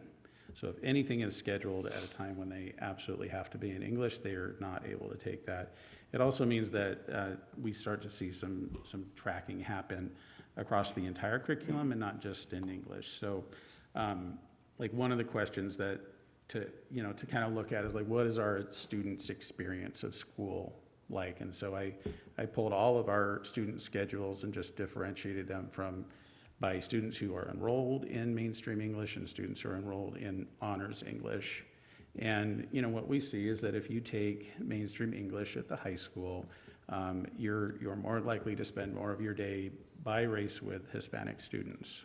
And so at the extreme end of things, we're seeing as much as 75% of a kid's day is spent around students who are Hispanic, and as much as close to 75% of a student's day who is in honors could be spent with white students. All right, so this is an issue, and it's not just English that drives this. This is the split between geometry and algebra, and some of our other courses, Spanish for Spanish speakers, AVID, and some other things that have an impact there, right? So it's not just English, but it is very visible within English. Similarly, when we look at socioeconomic status, right, students who are on what we would call the equivalent of free and reduced lunch, if you take honors English, you can spend a good chunk of your day with other students who are not receiving free or reduced fees. If you don't take honors English, there's a good chance you're spending more of your days with those students. And it extends to our middle schools, as you pointed out. Like, there are some different discrepancies in what the peers our middle school students are being exposed to. I would say that, like, if the problem was solely isolated to English, that's one thing. That's something to talk about probably in terms of how students are coming into their 9th grade year. It's more of a vertical issue. You can see here with our honors versus mainstream language arts, there's some predictable differences around socioeconomic status that are very evident within this, some predictable issues around race. And again, this has been a problem for a long time. It's not new this year, and it's something that we've tried to work on in various ways. The thing that concerns me more is the way that it impacts the classes that are not supposed to be tracked. So for instance, we look at ninth grade health. So these are all of our ninth grade health sections. And you can see that the number of students in a health section who are in an honors ELA class varies significantly. So that section 4 at the top there is close to 60% of the students are in honors. They're much more likely to be overall white, and they're much less likely to have socioeconomic status needs. Whereas if you look at period 8, you can see that the percentage of students who are also enrolled in an honors class is relatively low, much higher socioeconomic needs. And so, you know, my feeling is that the experience for our students and our teachers in this class is significantly different than this experience of our students in the other class, right? And so the question becomes sort of why are those honors students or the mainstream students concentrating in different areas of the schedule? And you can kind of see that in the SOAR classes. You can see it in patterns physics to an extent, world geography. These courses, you know, I'll just say this course, this teacher has expressed that they are considering leaving teaching because of the behaviors that come along with some of those the other factors that we know are sort of co-occurring. So it's not necessarily just one group of teachers that is being impacted here by our choices in terms of how we design the schedule. It's all of our teachers, and we definitely see the impacts here extending well beyond ELA. And I include algebra here just because I want to say it's not just language arts, it's also that geometry and algebra split. And you can see that socioeconomic status in our algebra classes is a leading indicator of a student who's in algebra versus geometry. I guess, I mean, I understand that. I just can't say that would it be the difference if you looked at AVID and Spanish for Spanish speakers. Like, how did we do that same thing for those? Because those are ones that have to be at a specific time. There's a number of them happening, right? Like, so I guess that's my question: I mean, again, we've tried this in like other levels, right? And it hasn't moved the dial. So is this, like, if we do this and make everybody upset and do all of this thing, is it going to move the dial this time? And why? Why is it going to move the dial this time if it didn't before? Jim, do you want to finish your slides, or are you at a good point to answer questions? Oh, sorry. Well, I'll just get through and then I'll come back to that because I think there are some good questions and things worth talking about for sure. And I just want to say, none of this, nothing is cost-free. Scheduling is all about trade-offs, right? So you have to decide what you're going to prioritize and what you're going to not prioritize. The reason that the objective research around tracking is really, really clear, right? It's really bad for kids who are in those lower level tracks, and it's not very helpful for kids who are in the higher level track in terms of potential outcome after high school, right? That's not to say there's not a difference between having those two different track classes and having embedded honors options. It's just that when we look at outcomes down the road, the research tells us that it has a more negative impact on students than it does positive. And I summarize the research here. I won't go through all of it, but one of the things I think that is important to point out is that this particular study from the gifted ed research did find that high achieving students do well in mixed groups, but the caveat is that if within class differentiation is used. And so that really means that if we design a poor embedded honors option, right, that is a problem, right? So we have to have an embedded option that allows for that differentiation so that all of those students are met with the right level of challenge. So that is a concern, and I think it's a legitimate one. I did look just briefly at patterns physics because we did embed honors in our patterns physics as far as I can tell in 2018. It was maybe, I may be not 100% on that date, so I can find that maybe a little bit later. But, you know, what we have seen in our access to AP testing is not a drop-off in those students who are taking our highest level science courses, right? They're continuing to take AP Environmental Science in increasing numbers, AP Physics, AP Bio. The AP data only would go back 5 years, so I don't have it all the way back to then. But our AP testing rates, I think as you saw last year, continue to just grow and expand, as do our students accessing dual credit. And we haven't found that there's been a negative impact on that in the science area. Has there been an increase in non-white students taking them? Yeah, so the red bars here are non-white students, the blue bars are white students. And so you can see it's mixed, but overall in the last couple of years we have seen more students of color accessing AP courses. My issue is that, like, you're comparing it, and we're a little bit comparing apples and oranges for those graphs, because the thing that we're comparing in 21, 22 are trimesters, which there were a lot of kids who couldn't get into AP courses during trimesters when we had that. That was a huge issue. Because they couldn't fit them in the schedule. So we had a lot of scheduling issues, and that happened. And so, I mean, I think a more valid graph would have been going before 2020 because of the pandemic, and seeing what your AP levels were before that. Because, I mean, talking to science teachers, they feel like there are less kids. I mean, we have had less physics options. I mean, he kind of changed his whole thing because we were needing to make sure kids were picking AP Physics. So, you know, if we're going to look at graphs and use data, I want us to recognize when we have other conflicting factors in it. And I think for this one specifically, I'd say that like your 21, 2022 data were an entirely different system. You know, and we are recovering that from your 2023 data. I actually love that we have a few more kids in that, but these are small numbers for your APs in comparison to the rest of your school.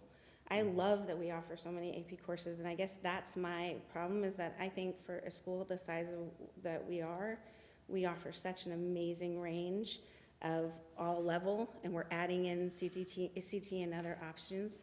And I want to see all our kids get there. I mean, yeah. Yeah, I mean, I think it comes in terms of the trade-offs in scheduling, right? You can have a certain level of complexity, you have to have simplification in other places, right? And if our goal is to expand opportunity for differentiation in those honors and AP courses, we've got to look at places in the schedule where we can achieve some efficiency.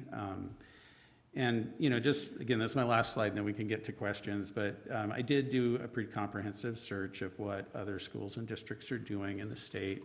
I updated this slide just to add a few more schools and make sure everything was accurate.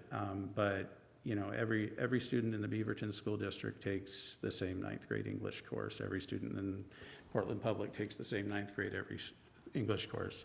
4 out of 5 high schools in Hillsborough, including their IB school, have students taking the same 9th grade English course. So we definitely see that schools that are in districts that are successful are using this model, and we also see some schools and districts that are still using a tracked model for students. And so I just kind of wanted to give you those comparators as, like, here's what else is out there in the world. Okay, and then I lied, I had one more slide, and it's just like, if you don't like prepare this and do the work to make it good, it's gonna be exactly what, it's gonna reflect the effort that you put into it. So if you design a poor honors option and don't give teachers the support they need around differentiation, don't look at revamping your intervention systems to reach those students who are significantly below level, you're going to have predictable impacts on the quality of the course. If you do the work, and that's work that I'm committed to doing with our teams, to design something that is a meaningful honors opportunity for 9th graders, I think that we can give them that differentiated option that we know gives them just the same level of opportunity down the road as they would have in a separate honors course. Okay, questions. So lots of questions. I think, I don't know if I remember, like one of them, like how do we know this will work if we haven't seen that necessarily that growth? I don't know the numbers for our elementary and middle schools, and so can't really speak to those, but I can speak to our high school testing outcomes, which have been stagnant and decreasing for the last several years. And so I would like to see all of our students showing more growth in language arts and in math and in other places as well. I do think honors, I think we offer a rigorous 9th grade ELA course. It's called Honors 9th Grade English. And then we offer another course that I don't think is nearly rigorous enough or gives students the same opportunity for learning. And that's really what this is about for me, is giving every single 9th grader the opportunity to jump off as a 10th, 11th, and 12th graders into more individualized and focused options that include access to AP and dual credit. And I think we can do that without having a negative impact on those students who are ready for more.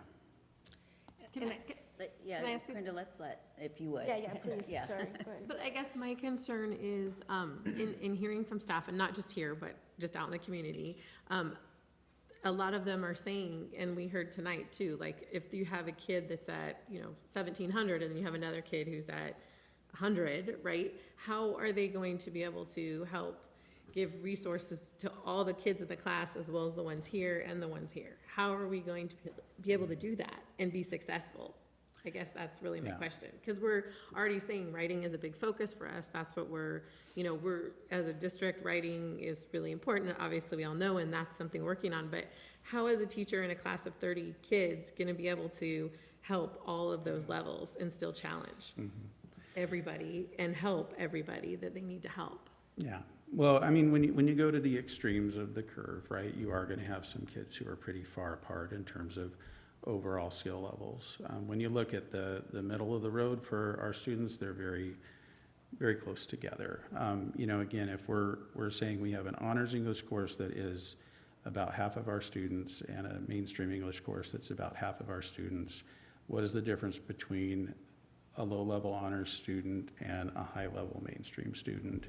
And those are just the predictable factors around disproportionality that we've been talking about in this district. So I agree it's difficult, right? I've been an English teacher, and I know that, and I've taught everything from mainstream 9th grade to 121, and the differentiation at every level is difficult. And I understand this is a challenge for our 9th grade teachers, and it's something that has come upon them relatively quickly. That being said, when I look across the impact at our entire school and the shadow tracking that's occurring across all of these subject areas where there should not be tracking, I think that we need to make a decision. My decision here is to, my belief is that we can help all of our students access a high quality ELA course. We can support our students who are significantly behind, and we can provide opportunities for students who are ready for extension within the same classroom, because most of our kids, I like to say 90% of our curriculum is accessible to 90% of our kids, right? There's not a big difference between what most of our kids are able to do in the classroom, but it does really matter what they're exposed to. So when we're thinking about those kids that are in the middle and the actual differentiation, if you go to the extremes, it is extreme, right? But the vast majority of our kids are capable of accessing a rigorous 9th grade English course. Could we do this where administration and educators get together this year and figure out in advance how to do this, so then when this is getting proposed, the team could be up there saying, yeah, here's how this is gonna work. Because right now to me, this sounds like, oh, okay, we're deciding we wanna do this, and then we're gonna figure it out. We're committed to figuring it out between now and the start of next year. It's kind of what I'm hearing. And we're hearing from some educators that they're not on board or have serious concerns. So I mean, could it not be done in a more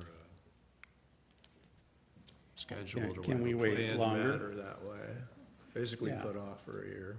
You can put it off for a year. I think when I look at this data, it's not something that I feel like I could wait on and have another 315 students go through an entire year of their high school with this sort of impact to their schedule from one class. You know, like I said, we run close to 500 individual sections of courses across our schedule. This is 4 classes that are having this outsized impact on the rest of the 9th grade experience. So I do want to speak to, I mean, ironically, I had a conversation with a high school senior, a Latina woman, and she,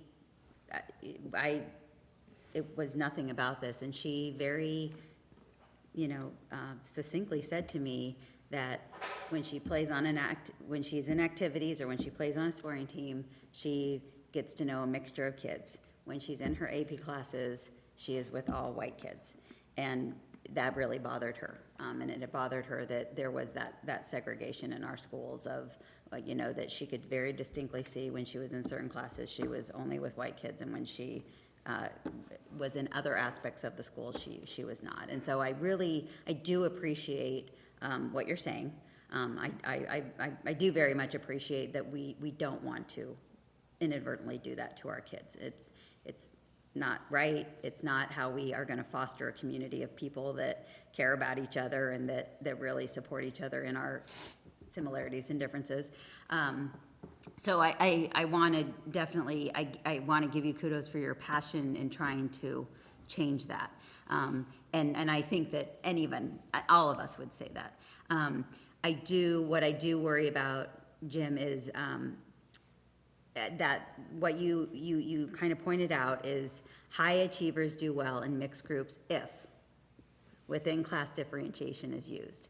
And that is the part that I worry about. And I think that I worry about it because I have seen it happen, just on a totally personal level. My son in math in middle school, this happened to, and unfortunately there was not the support for the teacher, and he ended up in the hallway with some other friends and the last couple months of school, and I really did have an educator say to me, I can't do anything else for your kid this school year. Now, my kid's great, he's gonna be fine, that's not a problem for him, but that's not okay, because he is, but there might have been a kid in the hallway who just was like, well, I'm not learning anything anymore, so I'm not even gonna do it. So, that is the part that I worry about is do we have the time, do we have the buy-in? Because unfortunately, you have to have it. You can stand and say, we need to do this for our kids, but if you don't have educators that, and I know that they believe it, I know that all of them believe it, they all believe in this, but do they feel supported in this financial climate, where we are right now, and will we be successful? And that, I think, to me, is the most important part, because we want this to be successful. We want to see exactly what you're saying change. Do we need more time to do it? I can't answer that, but that's the question I'm asking is, are we actually ready? Do we have enough time to make this successful? Because we want it to be successful. Mm-hmm. It's what's good for kids, is for it to be successful. Yeah, and that's the question, right? Like, are we going to be able to create something that is successful for students? Research-wise, we know that it lines up. Ethically, we know it lines up. I think from the perspective of the load that our teachers are under and how difficult change can be, there is, I think, concern there for me as well. What I can say is that we can support our teachers to do this. We can go do the site visits at districts where this is successful. We can line up the intervention supports that are needed so that those students who are in the classroom who are significantly below level are receiving support that helps that teacher to maintain a high level of rigor in their classroom. We can have the department meetings, we can finance the paid time to make it happen. I think that a question for me would be at what point would we be ready to do this? If we wait a year, are we in a different spot with our our sort of feelings about this, maybe, but also maybe not. And, you know, again, when I look at the data that is perfused throughout our ninth grade schedules in terms of the segregation that we do see among students, it's not something that I feel can wait. So Jim, again, I'm gonna go back to the fact that we were told the exact same thing about elementary and middle. So I actually agree. I think that if we had a way to really make sure that this differentiation was gonna work within the class and it was gonna be successful, and we could keep all of these kids in the same classes and encouraging them to do more and more, that's great.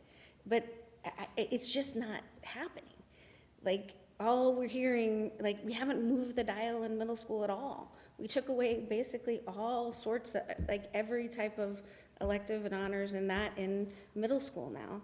And yet we're not seeing a change. Like, I mean, it's not any more kids who are Hispanic entering into middle school and picking those options. So if, again, that was why we were told, and we were told that this was gonna happen, there was gonna be differentiation within class, we were gonna support every single kid where we needed to support them.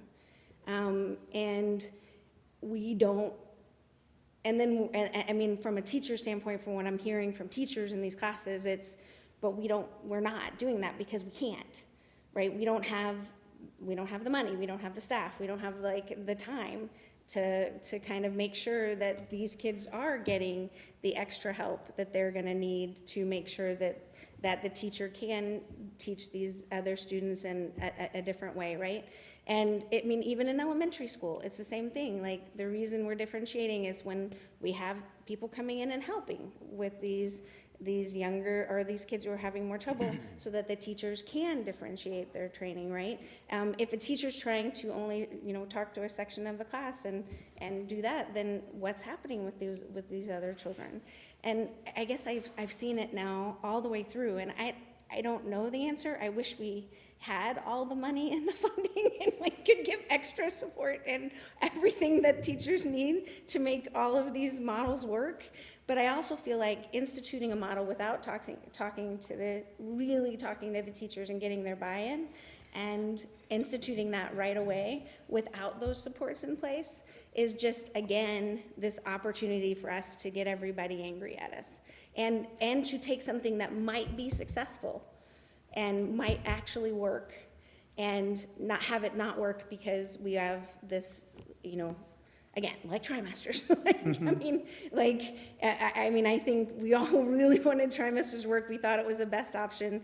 But when we don't institute things in a way that has buy-in, is studied ahead of time, we know is gonna work, it doesn't move the dial. And I feel like that is exactly what's happened at elementary and middle school. So for me, that's a hard thing. I want to just weigh in here just a little bit. So, when we're talking about like middle school and the success or lack thereof with the changes that were made, I also feel like being able to compare when we just got done, 5 years ago, going through a pandemic and coming out of that, I also think that needs to be considered. I think to me, that sounds a little like at the national level, how we're getting, I would say, ridiculed. Public education is getting ridiculed because we're not seeing the scores, NAEP scores, or what have you. And again, thinking about the fact that 5 years ago we were in the midst of a pandemic, and I do think that has an impact. I'm not using that as an excuse, but I do believe it has had an impact as far as how our students have done over the last 5 years. So I don't think you can just not talk about one without talking about the other. And I agree, but we're still needing those extra supports, is what I'm saying. Sure. And so I guess for me, when I look at these things, and I love the idea of embedding and differentiating within, but I think when you have, it's like the whole, and I know you feel like this happens within math, but when you have the kids who are not having as much trouble at math, having more, their classes are bigger, right? Like you have bigger classes of, geometry and pre-calc and those. And the teacher can teach those classes because the kids are like not having to require the support. And so that allows us to have smaller classes of your other maths to try to make sure that every kid in that class is getting the support they need. Yeah. And I guess that's my question is, is that, like, could we like look at that as a first step into changing this, for next year, in the sense of like having, if like really talking to the teachers, what do they want more? Like, like a bigger class, like with less teachers, and then allow being, for your honors ELA option. But then having, really trying to really trying the differentiation in the other ones and seeing if that's successful. And so those kids can then jump into the honors 10. Like, I mean, I guess for me, like, if people are so upset about this option right at the beginning and we're kind of doing it quickly, is there a really big harm in talking to teachers and students and looking at options to allow us to make that move still, but in a way that, everybody kind of feels like is gonna be successful? I Like will say one thing, trying those Brenda, things. we don't know how a lot of people feel. We've heard some negativeness from a small group of people. There might actually be a large swath of our population that is like, yeah, do anything you can to untrack these kids. So I think that for us to assume that what we're hearing is what everyone wants is pushing it a little far. We can definitely speak to what we've heard, the negativeness, but I think to put that on a larger population is not. I mean, I've heard from very few people. We heard from a teacher tonight that obviously spoke for her cohorts. We've heard from several people. It sounds like you guys have, but I don't know that we've heard from. And I'm not, I'm not saying that, but I guess large that's group my of question is that we Yeah. haven't heard. And that's a like, great question, and that is a great, Right, yeah. so I guess that's my, like, we're making this thing without really asking those questions ahead of time and knowing that this is gonna be, successful and not kind of backfire on us. And I guess that's my. Well, we know, I mean, what I, like, your first thing, like, what kind of makes English different from math is that when we're talking about algebra and geometry, we're talking about completely different learning standards for those two courses. Whereas for ninth grade English, they're the same learning standards, right? So, it's a little bit, I would say little apples and oranges, although that does definitely impact student section choices in terms of the math.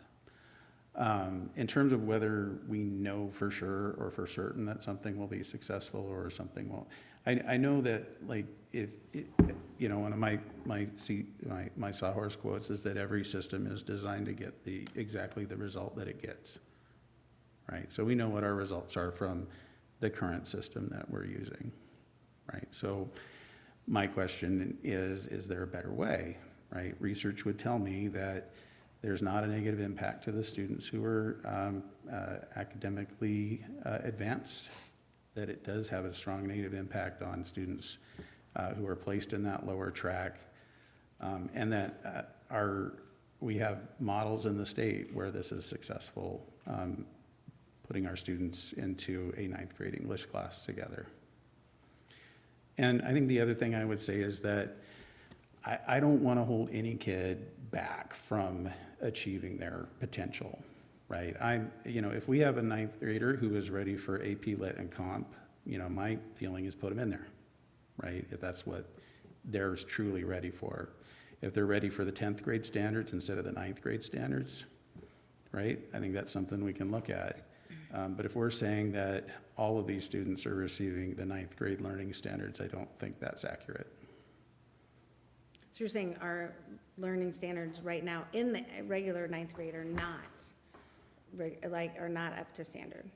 I would say that our honors classes reflect what the grade level standards are. So I guess that's a, Yeah, that's insane. I feel like that's a really kind of, that's a whole different, Yeah.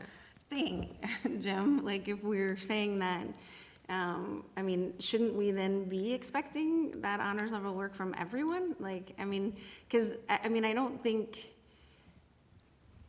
from what I have seen, again, when this is done, it has been done in middle school, and that's my only part of this, because I haven't obviously seen another district do this at 9th grade, right? But that's not what happened. Like, right, when they moved to not differentiate, it's not like actually those classes then taught the same level as the higher class, and everybody was expected to be at that level. So that's a very different option. If you're saying that now that's what the 9th grade ELA is gonna be, is basically your kind of what we're doing at honors, that is completely different. And I think that would be completely different to parents and the teachers themselves.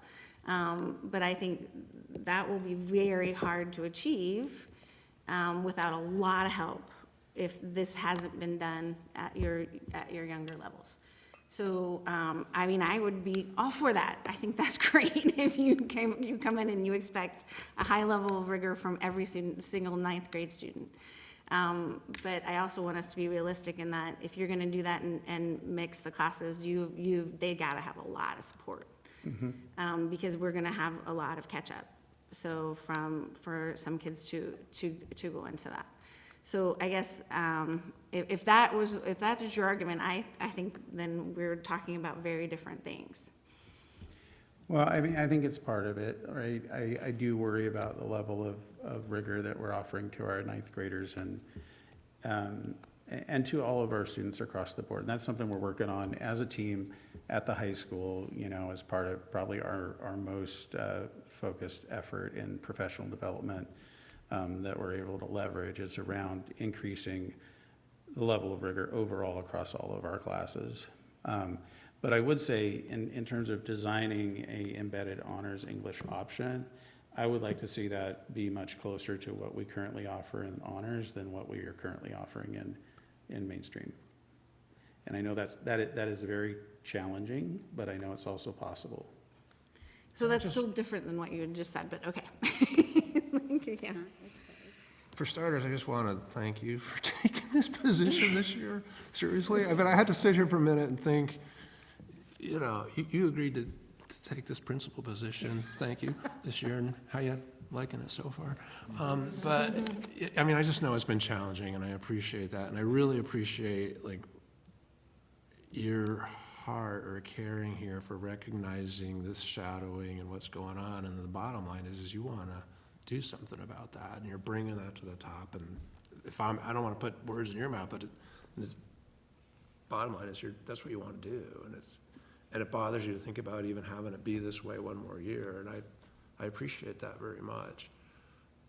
I also feel like it seems like it's a pretty big change, at least from what I'm understanding, and impacting different people, and whether this group or that group is in favor. But in the past, I've seen us do things like have a committee involving, like I was saying, you know, teachers and stuff, and it might take another year of doing that, but then we roll it out and like, okay, here's what we came up with. And some of that might be, I don't know, this is getting over my head of understanding of things. I mean, I always say I'm just a volunteer parent, but you know, maybe what that model comes out to be is like, well, we need a little more investment to have an educator and an IA or something in every class. I don't know what it looks like, but maybe there's something like that comes up with. So to me, that seems like it'd be great if we could do it that way. I'm just making that So I don't. suggestion or comment, but you know, it also seems like we're kind of past that, and I also just really want to acknowledge your caring for kind of this whole shadowing issue too, though. And I really do appreciate you emphasizing rigor. I don't want to stifle conversation at all. We are getting to be 10 o'clock at night. Yeah. We still have a lot to go through. Really, as a board, we are not tasked with this, really. What we are tasked with is either approving this academic planning guide or not. And if there, you know, I mean, this is a big part of that academic planning guide, and there is obviously a lot of questions. Really, what the thing that as a board we can do is somebody can make a motion. If there's a second, we can move it to a vote. If there is no motion for it or no second, then really it goes back to bringing it to us again. So unless there is more to be said in this moment that you feel like wasn't said, I think that we move on to, if there's somebody who feels like they want to make a motion, then we can do that and we can vote on it. If, you know, and if not, then I think unfortunately, or fortunately, or whatever, that's the will of the board. So, I don't want to stifle conversation. So if somebody feels like they have something to say that wasn't said, please do that. And if not, I would take a motion if somebody wants to make a motion for this. And I think that's in front of you on your sheet if that needs to be done.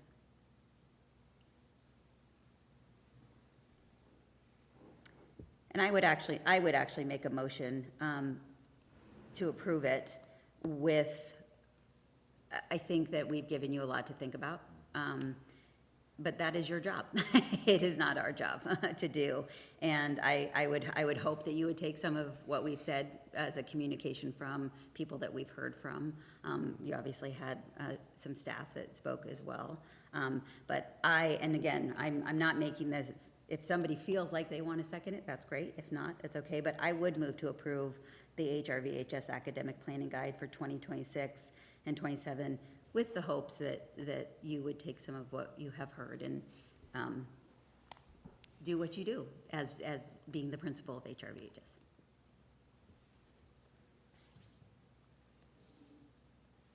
Okay, I'm hearing no second.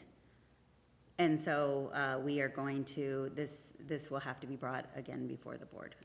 And this motion in effect is denied. And Jim, thank you very much. No problem. I hope you feel from us that we know what a difficult thing this is. We appreciate where you're coming from. And if you can read into it, we feel like there might be some more. Somebody's calling you to be like, where the heck are you? Hey, daughter's wondering, where are you, Dad? I mean, it's a difficult issue, and I understand, like, good people can disagree on difficult issues, so I think that's totally fine. You know, happy to come back, take some of this under consideration. We can revisit it.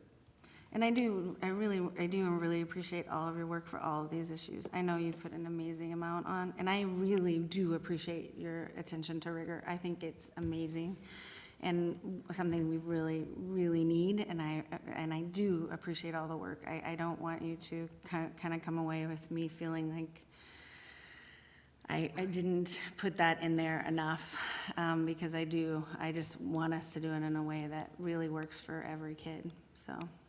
Thank you. Thank you, Jen. Thank you. Yeah, Appreciate it. thanks. Okay, we are going to move on to the SIA grant agreement for 25-27. There's no one here to, so I think it's going to be Bill. I'm gonna do it. So I'm stepping in for Amy tonight. And so we're required by law in order to be able to get the SIA grant agreement in front of you and get your approval. So just a little bit of information for you. So the SIA, the Student Investment Account, it was put into play in 2020 as a result of the corporate activity tax that funded the SIA. And with it, we receive approximately a little over $4 million per year in order to be able to make some pretty important investments. And that includes counselors, student support specialists at the elementary level, psychologists, intervention specialists, helps pay for our dual credit and AP testing waivers. It pays for our AVID contract as well as our school AVID budgets. We fund part of our summer school programming. It pays for some of our CTE positions. It pays for a good portion of our HROA staff. Coach position, our STEM bus coach, elementary reading specialist. It also helps fund some of our McKinney-Vento house list programming. So it is a really important piece of funding for our school district. And so I'm bringing this to you and asking that you recommend approving the grant agreement. I move to approve the SIA grant agreement 2527 between the Oregon Department of Education and the Hood River County School District. A second. Okay, moved by Corinda, second by Dave. Is there any discussion?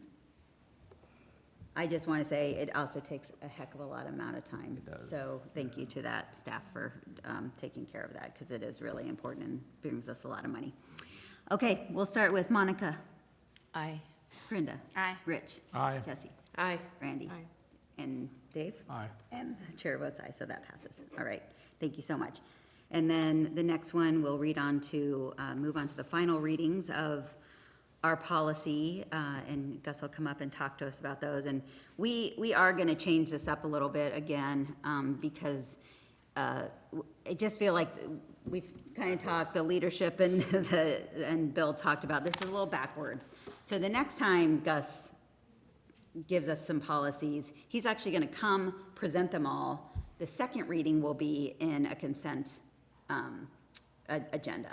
And so unless after that first reading, somebody has something to talk about, and then Gus will come back to us again. But if not, we will get a first reading, and then we will move on to consent, which is opposite of what we've done this time, and I think it's better. Yeah, Okay. thanks. Yeah, so like Chrissy said, the next time that I come, I'll kind of do this presentation, and you'll have a chance to reflect and bring it back for discussion if you'd like. Otherwise, it would, like Chrissy said, be in the consent agenda. So for today, I'll go over the policies that are presented really briefly. They're all there in your packet, but if you have any questions, or if you did want to see one discussed further, we can definitely do that at another meeting. So there are a handful of policies that we're going to look at to consider for approval tonight. And they are all recommended from OSBA based on either laws that have changed or recent court cases. So pretty straightforward. We've for the most part gone with the recommendations from OSBA, and these have all gone through our policy committee. So the first one is on board member ethics and conflicts of interest. And this one is provided by guidance from the Oregon Government Ethics Commission. And some of what's covered is board member and staff consumption of food that's provided by the district. And among these issues also are addressed regulations concerning consumption of district food, both for board members and staff. Talks about also gifts and the $50 limit on those and how those apply to board members and staff. The next one is policy CEA, talks about our Educational Equity Advisory Committee. And this one outlines that it tasks this group with informing the superintendent about the educational equity impacts of policy decisions and highlighting situations that may negatively affect underrepresented students. The next one is policy on sick leave, GCBD, GDBD. This one is some technical updates based on leave laws that have changed. Talks about the accrual of sick days that staff get throughout the year and some other specifics with that. The next one is updates to our policy on military leave. Again, there are specific rules and procedures that we follow for our staff members who are active military or retired military. Policy IF talks about district curriculum and talks about the fact that the board delegates authority to the superintendent, who will work in consultation with staff, parents, and community to review curriculum and advise the board on any necessary changes or updates. It also provides an update to the policy in regards to non-discrimination as it applies to district curriculum. Policy JHCA It focuses on some health-related aspects of our work with students, immunization, school sports, concussion protocols. One of the things to highlight with this one is it requires our concussion protocol to cover students in grades 7 through 12, expanding that, and other guidelines related to immunization and sports physicals. Policy LBEA is titled Denial for Virtual Public Charter School Student Enrollment. And this policy establishes a denial threshold for resident students seeking to transfer to a non-sponsored virtual public charter school. The district is not required to approve such transfers if the total number of resident students already attending virtual charter schools exceeds 3%. And then the last one is in regards to transcript evaluation procedures. And this updated policy clarifies several rules regarding transfer students' academic standing. The credit awarding provision specifies that students transferring from non-registered alternative programs or non-accredited private schools may only receive credit for courses that are substantially similar in content and instruction hours to our existing district offerings. In addition, the new middle school credit rule explicitly states that credit earned via online entities or other districts before a student's 9th grade year in Hood River County School District won't be accepted. That's a brief review of the policies that we're looking at considering for approval. Do you have any questions?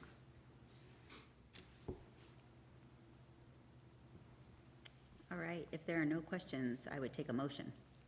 I move to approve the above policies as presented. I second.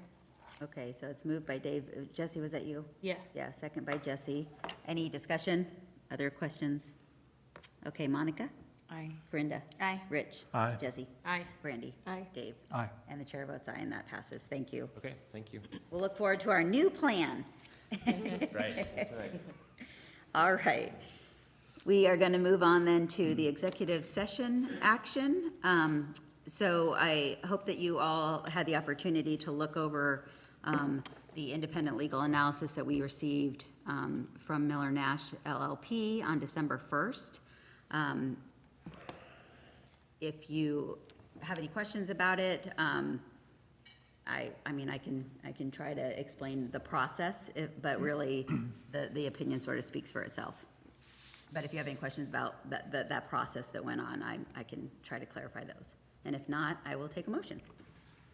I move that the board accept the independent legal analysis provided by Miller Nash LLP and affirm that Superintendent Newton's communication accurately reflects the law and district policy regarding the display of pride flags. Furthermore, Superintendent Newton's communication appropriately addressed concerns related to teaching controversial issues and the proper display of the United States flag in accordance with ORS 339.875, and that no further board action is warranted. I second it. Okay. So that was moved by Dave, second by Brandy. Any questions? Okay, we'll move on to a vote then. So Monica? Aye. Brenda? Aye. Rich? Aye. Jesse? Aye. Brandy? Aye. Dave? Aye. And the chair votes aye, so that passes unanimously. Okay, thank you for that. And thank you to Miller Nash.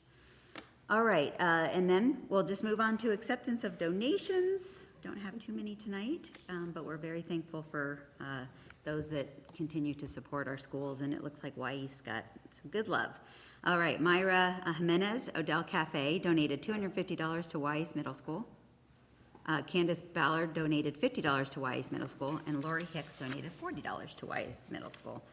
And again, we really thank them. I know that those went towards their school store, which I think kids can earn money to spend theirs with, good behavior and whatnot, and that's really, really a cool thing. So thank you for that support, and I will take a motion. I move to accept the generous donations as presented. I'll second it. Okay, so motion by Corinda, second by Monica. Any discussion, questions, comments? All right, hearing none, we'll go for a vote. Monica? Aye. Corinda? Aye. Rich? Aye. Jesse? Aye. Brandy? Aye. Dave? Aye. And the chair votes aye, and that passes unanimously. All right, going on, we'll start with some board comments here. Monica, start us out if you will. I'm thankful for Hood Valley High School for hosting us and presenting everything presented.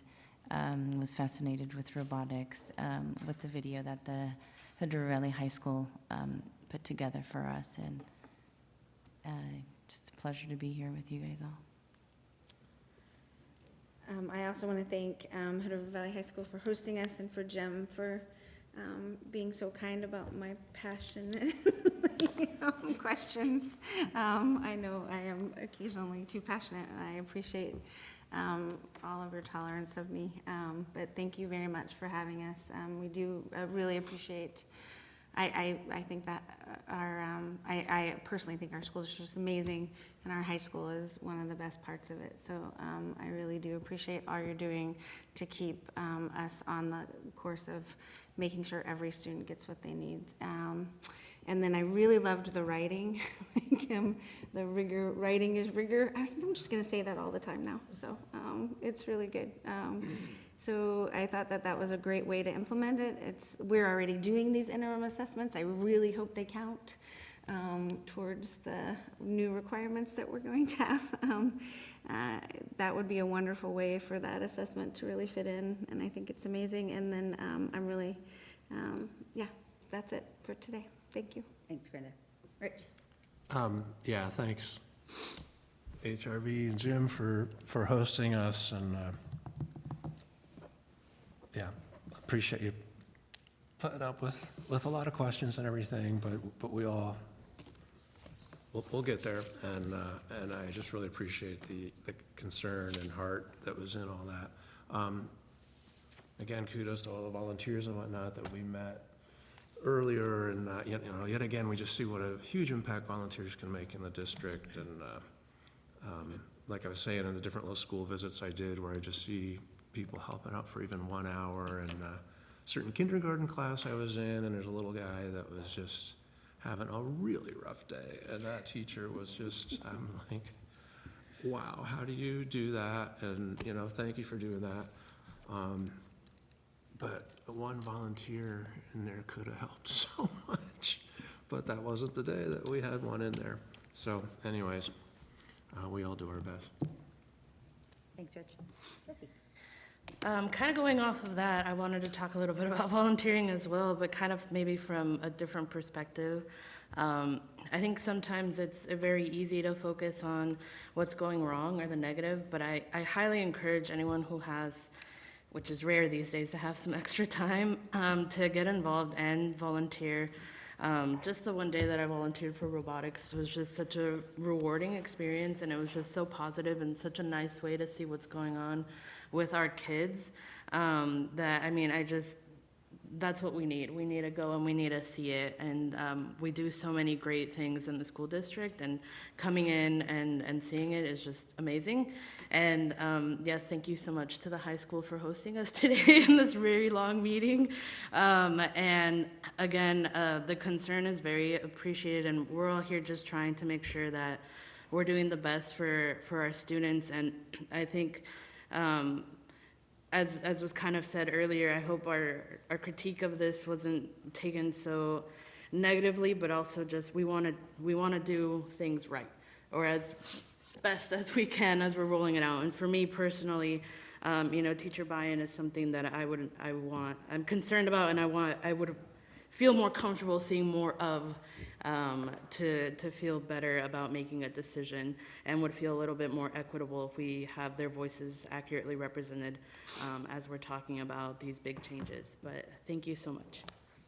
Yeah, thank you to HRV. Jim, thank you for all the discussion, and appreciate that. And look forward to continuing that conversation and seeing where we end up with that process. And then I just also want to shout out to all the volunteers. It was great to kind of recognize all the community volunteers that were here that help at the schools and different things. Great to see the speech and debate kids, and just it really takes a community, and it was nice to see all the volunteers that were here. And then Superintendent Newton talked about, Rotary showing up for the kindergartners, Gordy, and I can't remember the other person, giving out the Aaron Myers tickets. I mean, just people really giving back to the students and here, and it takes the whole community. So just really appreciate everybody. Thanks, Brandy. I would thank HRV for hosting. Jim, thanks for sitting there and taking a lot of scrutiny, being a trooper, and your heart is always in the right place, and it's much appreciated. Very much enjoyed the reports about our volunteers, boosters, Allison Betzing, Miss, is it Greenwood? Alyssa Greenwood. Lisa Greenwood. Yeah, wow. A lot of great things are happening in our community, and our volunteers make great things happen, and our kids benefit greatly, and I'm very appreciative for that. So good things happen in our school district, and I'm glad to be a part of it. And thank you for all the reports. Thanks, Dave. Thank you for the clean audit.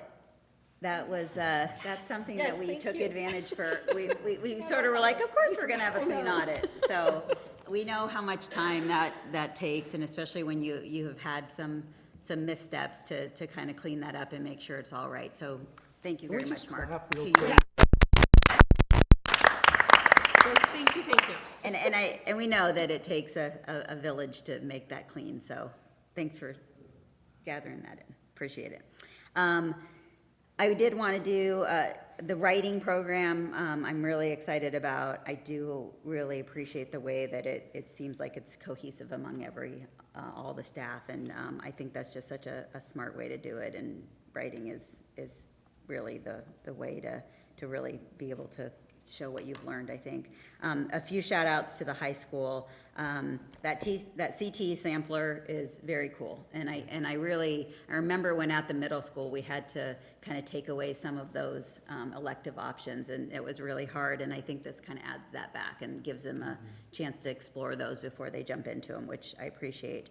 Then also, I forgot to give a shout out to the SPED and Structured Learning Center, because when Rich and I came to visit, we spent some time there, and it was awesome to see those educators work with those kids up to a board that they're teaching them how to deal with currency. And some of them had monopoly money, and some of them had real currency, and the kids were met where they were, and it was awesome.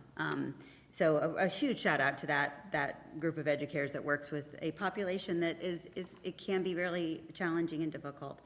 And then I also wanted to give a shout out to all the volunteers. There was an article in the paper today about the Lions Club and some of the screening that they did with Vision. So just again, another group of volunteers that help out our kids, which is awesome. And I'm always going to end with this. Advocacy is so important. We need to write to our federal and state legislators and let them know what we need. I don't know if anybody got a chance to read Cliff Bence's most recent thing that he sent out, but he supported the rural schools that was passed, so we get our money, which for us is really, really important. We have a lot of land that's managed by the federal government, and we weren't getting those monies, and that's a lot of money for us. Yeah, I want to say, Mark, it's like $150,000 over 3 years, is that right? So it's something, but I think part of the reason that, he felt good voting for that is because a lot of his constituents advocated, especially out east. They get even more money, and so it really works. And we really need, and I'm not just talking to you, I'm talking to everybody. We need people, taking those letters that Mr. Newton and his team have put together and letting our state representatives and our federal representatives know how important it is, because public education does really great things, and we saw all that tonight in our reports. And that's it. Thank you all very much for a long meeting, and we'll gavel out at 10:23.